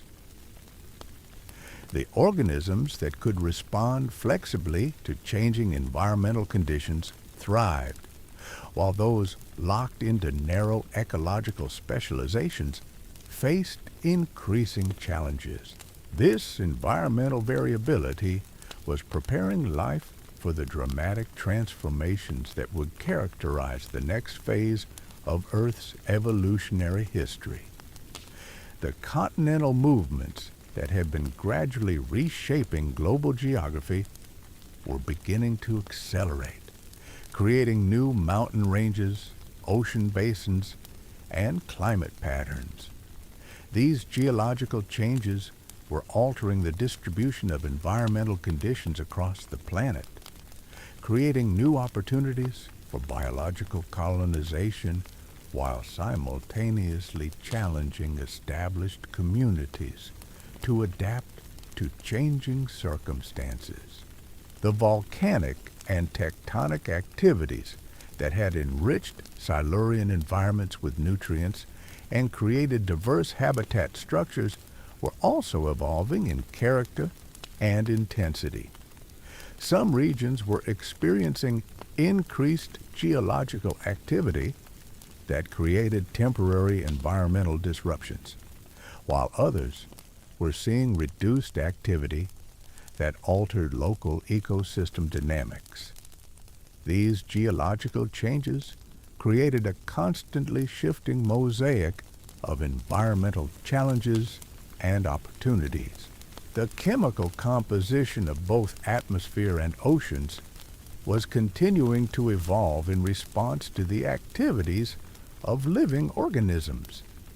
The photosynthetic processes of marine and terrestrial plants were beginning to have measurable effects on global atmospheric composition, while the biological activities of reef systems and other marine communities were altering ocean chemistry in ways that would influence marine life for millions of years to come. As the Silurian period drew to its close, the biological systems that had emerged were poised for even more dramatic transformations. The innovations in predation, cooperation, communication, and environmental engineering that had been developed during this crucial period had established the technological foundation for the biological revolutions that would characterize the following geological era. The legacy of the Silurian would extend far beyond the specific organisms that had lived during this remarkable period. The fundamental biological processes, ecological relationships, and evolutionary innovations that had emerged would influence the trajectory of life on Earth for hundreds of millions of years. The patterns of biological organization, the mechanisms of evolutionary change, and the principles of ecosystem function that had been established would continue to operate throughout the remainder of Earth's evolutionary history. The Silurian period had demonstrated life's extraordinary capacity for creative adaptation and innovation when faced with entirely new environmental challenges. The colonization of terrestrial environments, the development of complex cooperative behaviors, the evolution of sophisticated predator-prey relationships, and the establishment of ecosystem-level organization had shown that biological systems could transcend their apparent limitations and achieve levels of complexity that seemed almost impossible from earlier perspectives. Most importantly, the Silurian had revealed the interconnected nature of evolutionary change, showing how innovations in one group of organisms could create ripple effects that transformed entire ecosystems and influenced the trajectory of life on a global scale.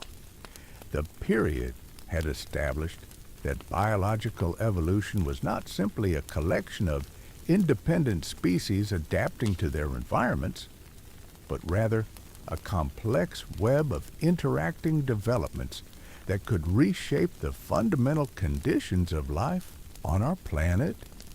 As we conclude our journey through this forgotten world, we're left with a profound appreciation for the creativity and resilience that characterizes life on Earth. The warm seas and barren landscapes of the Silurian had witnessed transformations that established the foundation for everything that would follow. The innovations that emerged during this pivotal period would echo through every subsequent chapter of evolutionary history, influencing the development of forests, the evolution of complex animal life, and ultimately the emergence of intelligence itself. The Silurian reminds us that we are all participants in an ongoing evolutionary experiment that has been running for billions of years.